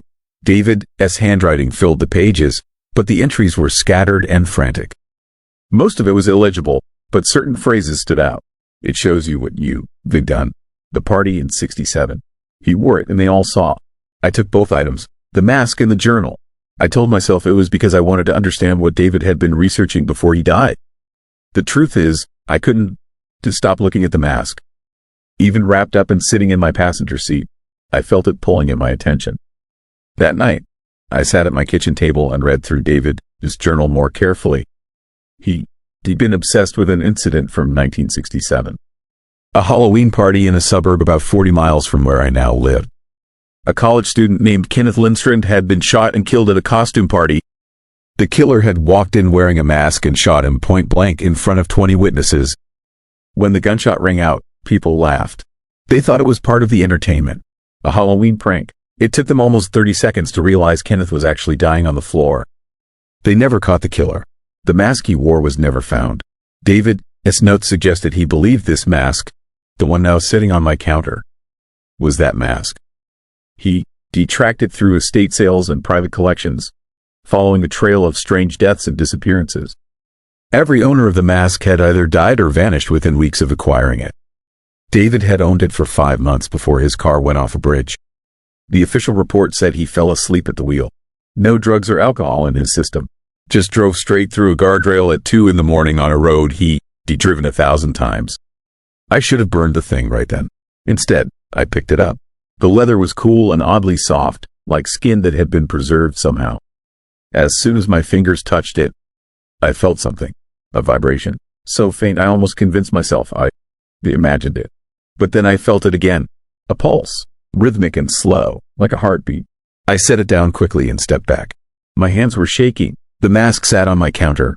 Empty eye holes staring at nothing. And I swear I could feel it waiting. The next day was October 30th. I'd taken the week off work to deal with David's estate, so I had nothing but time to obsess over the mask. I tried to research it online, but everything I found led back to dead ends or websites that no longer existed. I called the storage facility to ask if David had left anything else, any other clues about where he gotten this thing. The manager said no, and then asked if I found anything unusual. When I mentioned the mask, the line went quiet for a long time. Throw it away, he finally said. Done? To donate it? Done? To sell it? Burn it if you can, but get rid of it today. He hung up before I could ask why. That night, I started having the dreams. I was at a party, a Halloween party in a house I didn't recognize. The decor was wrong, outdated. Everybody wore costumes from the 60s, bell-bottoms and go-go boots and plastic monster masks. I moved through the crowd and nobody looked at me. They were all watching a man in the center of the room. He wore the mask, the leather mask with the wrong proportions and the real human hair. And then he raised a gun. The shot was so loud it felt like it split my skull open. A young man in a Superman costume collapsed. Blood spread across the linoleum floor in a dark pool. And everyone laughed. They actually laughed. They thought it was fake. Part of the show. I woke up gasping, my sheets soaked with sweat. It was 3 a.m. I got up to get water and saw the mask sitting on my counter where I left it. But it had moved. I was certain I left it facing the living room. Now it faced my bedroom door. Halloween morning arrived cold and overcast. The neighborhood kids were already out, excited energy buzzing through the air. I promised my neighbor I'd help set up decorations for her party that night. Nothing big, just 15 or 20 people. Adults only. Drinks and costumes and the kind of fun that is supposed to remind you that not everything about getting older is terrible. I showered and made coffee and tried not to look at the mask. But I could feel it. That presence, like someone standing just behind you, close enough that you should be able to hear them breathe, but when you turn around, nothing is there. I found myself standing in front of it, coffee mug in hand, staring at those empty eye sockets. David's journal was still on the counter next to it. I flipped it open to a random page. It doesn't just show you the past. It shows you what you are, what you've always been, the thing you hide from everyone, including yourself. And once you see it, once you really see it, you can go back. You can unsee what you've done. My hands were shaking again. I hadn't done anything. I was a normal person. Divorced, sure. Made mistakes, absolutely. But nothing that would warrant whatever David was describing. Nothing that would mark me as someone who deserved to see something terrible. I picked up the mask. The leather was warm now. Body temperature. The pulse was stronger. I could feel it beating against my palms like a living thing. I brought it closer to my face, and for just a second, I thought I could hear something. Distant music, laughter, the sound of a party happening somewhere far away. I put the mask on. The world changed instantly. I was no longer in my kitchen. I was standing in that house from my dream, the Halloween party from 1967. But this time I wasn't just watching. I was the man in the mask. I could feel the gun in my hand, heavy and cold. I could see Kenneth Lindstrom through the eye holes, dressed as Superman, laughing at something someone said. And I could feel the rage. It wasn't my rage, but it felt like mine. It fit perfectly into all the hollow spaces inside me. All the resentment and bitterness and barely controlled anger I'd been carrying around for years. It amplified it, made it burn white hot. I raised the gun and I understood. Kenneth hadn't been random. He done something terrible to the man wearing the mask. And now, 57 years later, I could feel that betrayal like it had happened to me. The mask showed me everything. Kenneth had taken something that didn't belong to him, destroyed a life, ruined futures, and he smiled while doing it. The gun fired. I ripped the mask off and stumbled backward, crashing into my kitchen table. I was back in my apartment, present day. My heart hammered so hard I thought it might explode. The mask lay on the floor where I thrown it, that permanent expression frozen on its leather face. But I could still feel the gun. This recoil. Still smell the gunpowder. Still hear the laughter turning to screams. I spent the rest of the day trying to convince myself it had been a hallucination. Some kind of psychological suggestion brought on by David's journal and lack of sleep.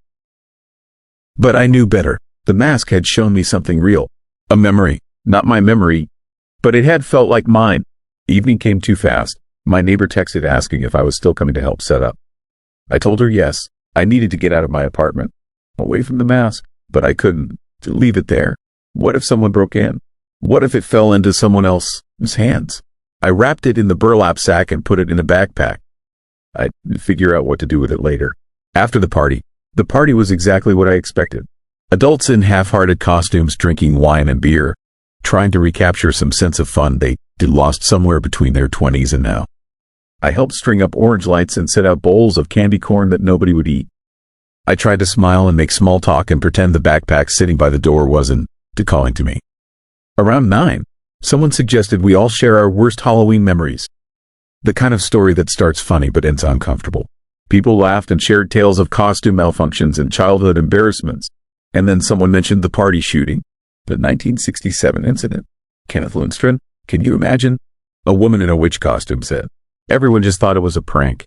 They stood there laughing while he bled out. I excused myself and went outside. The air was cold and sharp, Halloween night in full swing. Kids running from house to house, parents trailing behind, jack-o'-lanterns glowing on every porch. Normal, safe. I found myself walking to my car, getting the backpack, taking out the mask. David's last journal entry flashed through my mind. It shows you what you've always been. And once you see it, you can then see what you've done. I hadn't done anything. I was certain. I put the mask on again. This time I didn't go back to 1967. I stayed in the present, but everything looked different. I could see people through the windows of the party, and I could see what they'd done.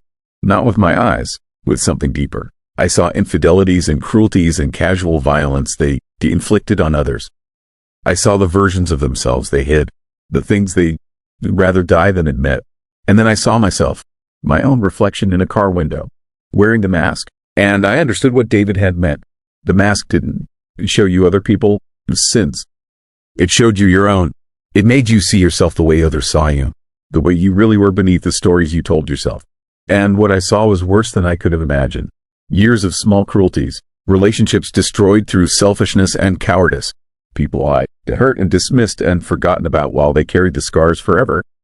I saw my ex-wife's face, the look she'd given me the day I admitted the affair.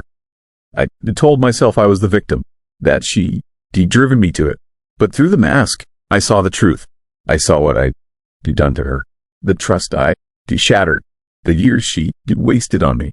I saw David, my brother, the last conversation we had before he died. I told him he was paranoid, losing his mind. I refused to help him, refused to listen. And now he was dead. And this thing, this cursed mask, was all he left behind. The mask showed me everything. Every lie, every betrayal, every moment of weakness I justified and rationalized and buried. And I understood why every owner had died or disappeared. Because once you truly see yourself, once you see the damage you've caused and can no longer hide from it, there's only two choices. Change everything about who you are, or end it. I took off the mask and threw it as hard as I could into the darkness. It landed somewhere in the bushes across the street. I stood there shaking, tears running down my face, unable to catch my breath. Someone called my name from the party, asked if I was okay. I said yes. I went back inside, smiled, pretended everything was normal. Left an hour later. I didn't go looking for the mask. I drove home, packed a bag, and checked into a motel on the edge of town. I called my ex-wife. She didn't answer, but I left a voicemail. An apology. A real one. Not the kind where you say sorry, but mean, I'm sorry you feel that way. I told her she deserved better than what I'd given her. I called David, his daughter. My niece, told her I'd found some of his things. That I wanted to talk about her father. Really talk. Listen to her stories about him. Learn who he'd been when I wasn't around to see it. I don't know if that mask is still in those bushes. Maybe some kid found it while trick-or-treating. Maybe it is already moving on to its next owner, ready to show them what they've been hiding from. Or maybe it's waiting for me to come back. Because I didn't burn it. I didn't destroy it. I just threw it away and ran. And something tells me that it's not enough. That it's not done with me yet. That on some future Halloween night, I'll open my door and find it sitting on my doorstep. Waiting, patient, ready to show me who I've become since the last time I looked. Story 10. Wrong house. I killed a man on Halloween night in 1974. And for 50 years I have carried the weight of what happened in that small house in San Francisco, this Chinatown. My name is David, and I need to tell you this story before I die. Not for forgiveness, not for understanding, but because the truth of that night has rotted inside me for half a century. And I need someone to know what really happened when 4 stupid teenagers put on monster masks and decided to rob an elderly couple who had done nothing wrong except live in the wrong house on the wrong street. We thought it would be easy. We thought Halloween was the perfect cover. We thought we were clever. We were wrong about everything. The plan started with my friend Tommy, the kind of kid who always had schemes, always had angles, always thought he was smarter than everyone else. We were 16 years old and broke, living in the Tenderloin, watching older kids flash money and gold chains while we scraped together quarters for bus fare. Tommy had heard about an old Chinese couple who ran a small import shop on Grant Avenue. Word was they kept cash in the house, lots of it, because they did not trust banks. Word was they were old and frail and would not put up a fight. Word was wrong. Tommy recruited 3 of us, me, his cousin Rick, and a kid named Carlos who none of us really knew but who was big and intimidating and made us feel tougher than we actually were. The plan was simple. Halloween night, when the streets were full of costumed kids and chaos, we would knock on their door wearing monster masks. When they answered, we would push inside, take the money, and disappear into the crowds. 5 minutes, Tommy said. 5 minutes and we would have enough cash to change our lives. I remember buying my mask at a drugstore on Market Street. It was a rubber werewolf face, brown and matted with fake fur, the kind that smelled like chemicals and made your face sweat. The eye holes were too small. The elastic band dug into the back of my head, but when I looked at myself in the mirror, I did not see David anymore. I saw something else, something that could do things David could not do. That should have been my first warning. Halloween night arrived cold and foggy, the way it always is in San Francisco. By 8 o'clock, the streets of Chinatown were full of families and tourists and kids in costumes. We met at a corner near the couple's house, all of us wearing our masks. Tommy had a gorilla face. Rick wore a skeleton. Carlos had chosen a green witch with a long, warty nose. We looked ridiculous and terrifying at the same time. Tommy went over the plan one last time. We would knock. When the door opened, we would rush in. Carlos would grab the old man. Rick would watch the door. Tommy and I would find the money. No one gets hurt. In and out. Simple. My heart pounded as we walked to the house. It was a narrow building squeezed between 2 larger ones, 3 stories tall, with a small shop on the ground floor and living quarters above. The shop was dark and closed. We went to the side entrance, a red door with peeling paint and a tarnished brass knocker shaped like a lion, his head. Tommy knocked. We waited. I could hear my own breathing, hot and rapid inside the mask. I could smell rubber and fierce sweat. My hands were shaking. The door opened. An old Chinese man stood there, small and thin, wearing a cardigan sweater and slippers. He had kind eyes and white hair, and he looked at us with the patient confusion of someone who had answered the door expecting trick-or-treaters and found something else instead. Everything happened too fast after that. Carlos pushed forward. The old man stumbled backward. Tommy and I rushed in behind him. Rick stayed at the door like we had planned. The hallway was narrow and dim, decorated with red paper lanterns and black and white photographs in wooden frames. It smelled like incense and cooking oil and old wood. The old man was shouting something in Chinese. I did not understand the words, but I understood the tone. He was not afraid. He was angry. He was telling us to get out of his house. Tommy shoved him toward a doorway that led to what looked like a living room. Carlos grabbed his arm. The old man twisted away with surprising strength and reached for something on a small table near the stairs. That was when I saw the gun. It was small and dark, a revolver that looked ancient. The old man, his hand closed around it, and everything in my brain screamed at me to run, to get out, to stop this before it became something we could not take back. But my body would not move. I stood frozen in that hallway, watching through the two small eye holes of my werewolf mask as the old man raised the gun with a shaking hand. Tommy lunged forward. There was a struggle, bodies colliding, the sound of something breaking. And then the gun went off. The sound in that narrow hallway was deafening.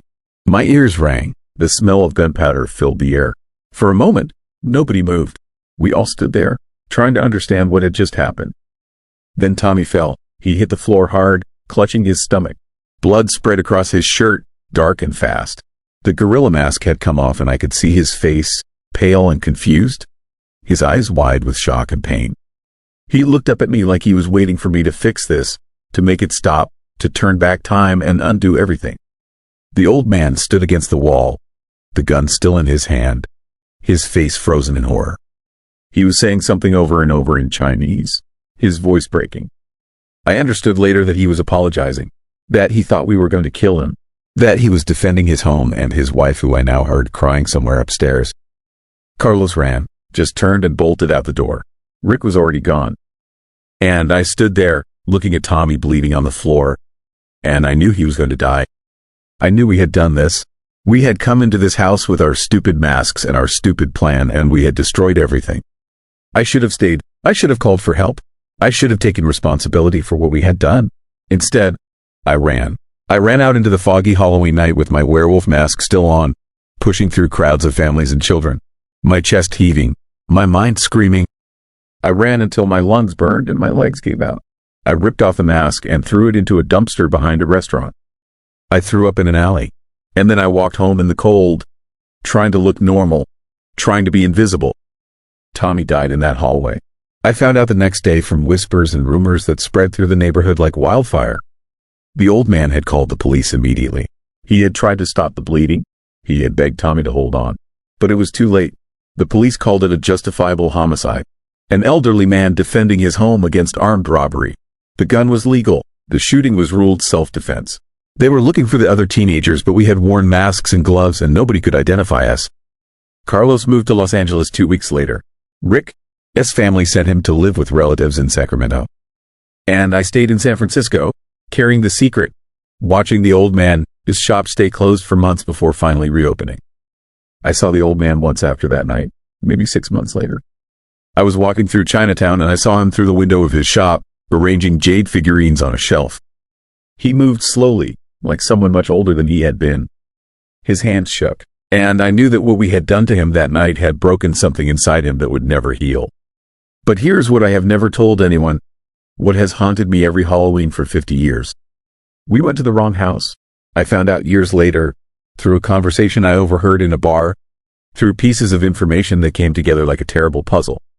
The house Tommy had heard about, the one where the elderly couple supposedly kept cash, was 2 doors down. A different red door, a different family. We had gotten the address wrong in the fog and the darkness and the excitement. We had broken into a random house and terrorized an innocent man who had nothing but a small shop and a wife and a life that we shattered for no reason at all. Tommy died trying to rob people who had nothing worth stealing. The old man shot a teenager in self-defense and had to live with that for the rest of his life. And I ran away and survived and built a life while carrying the knowledge that I had helped cause all of it. People talk about Halloween like it is harmless fun, costumes and candy and controlled scares. But I know the truth. I know what happens when you put on a mask and convince yourself you are someone else.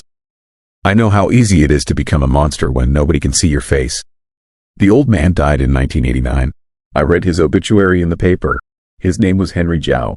He was survived by his wife and 2 daughters and 5 grandchildren. He had immigrated to America in 1952. He had built a business and a life and a family. And on Halloween night in 1974, 4 teenagers in monster masks had come to his door and taken something from him that could never be given back. I am 70 years old now. I have never worn a Halloween costume since that night. I have never answered my door on Halloween. I keep the lights off and the curtains closed and I wait for the night to pass. And every year, when I hear children laughing in the streets and doorbells ringing and parents telling their kids to say thank you, I think about Henry Zhao opening his door and seeing monsters on his doorstep. Real monsters. The kind that look like teenage boys underneath their rubber masks. The kind that convince themselves they are just playing a game until someone ends up dead on the floor. I think about Tommy bleeding out in that hallway, his gorilla mask lying beside him, his eyes asking me why. I think about the wrong house and the wrong door and how one mistake can destroy so many lives. And I think about how easy it was to run away, how easy it was to take off the mask and pretend I was someone else. How I have spent 50 years hiding behind a different kind of disguise, the costume of a normal man living a normal life while inside I'm still that terrified 16-year-old running through the fog. This is my confession. This is what happened. And if there is any justice in this world, Henry Zhao knows somehow that at least one of us carried the weight of what we did. That at least one of us never forgot. That at least one of us has spent every Halloween since then living with the knowledge that we were the real monsters that night. And no mask in the world could hide what we had become. And that is where the story ends. Or does it? You see, the thing about these Halloween tales is they have a way of following you home, of making you check your locks twice, of turning every shadow in your peripheral vision into something more. These stories are out there, real as the device you reholding, waiting for the next person to stumble into them. If this kept you up, if you felt that cold breath on your neck, subscribe and turn on those notifications. They got more whispers waiting in the dark. Leave a comment, tell me where you are, or better yet, share your own experience. Maybe your story will be next. Until then, keep your lights on, or done. Either way, I'll be here when the darkness calls you back. Sweet dreams, if you can manage them.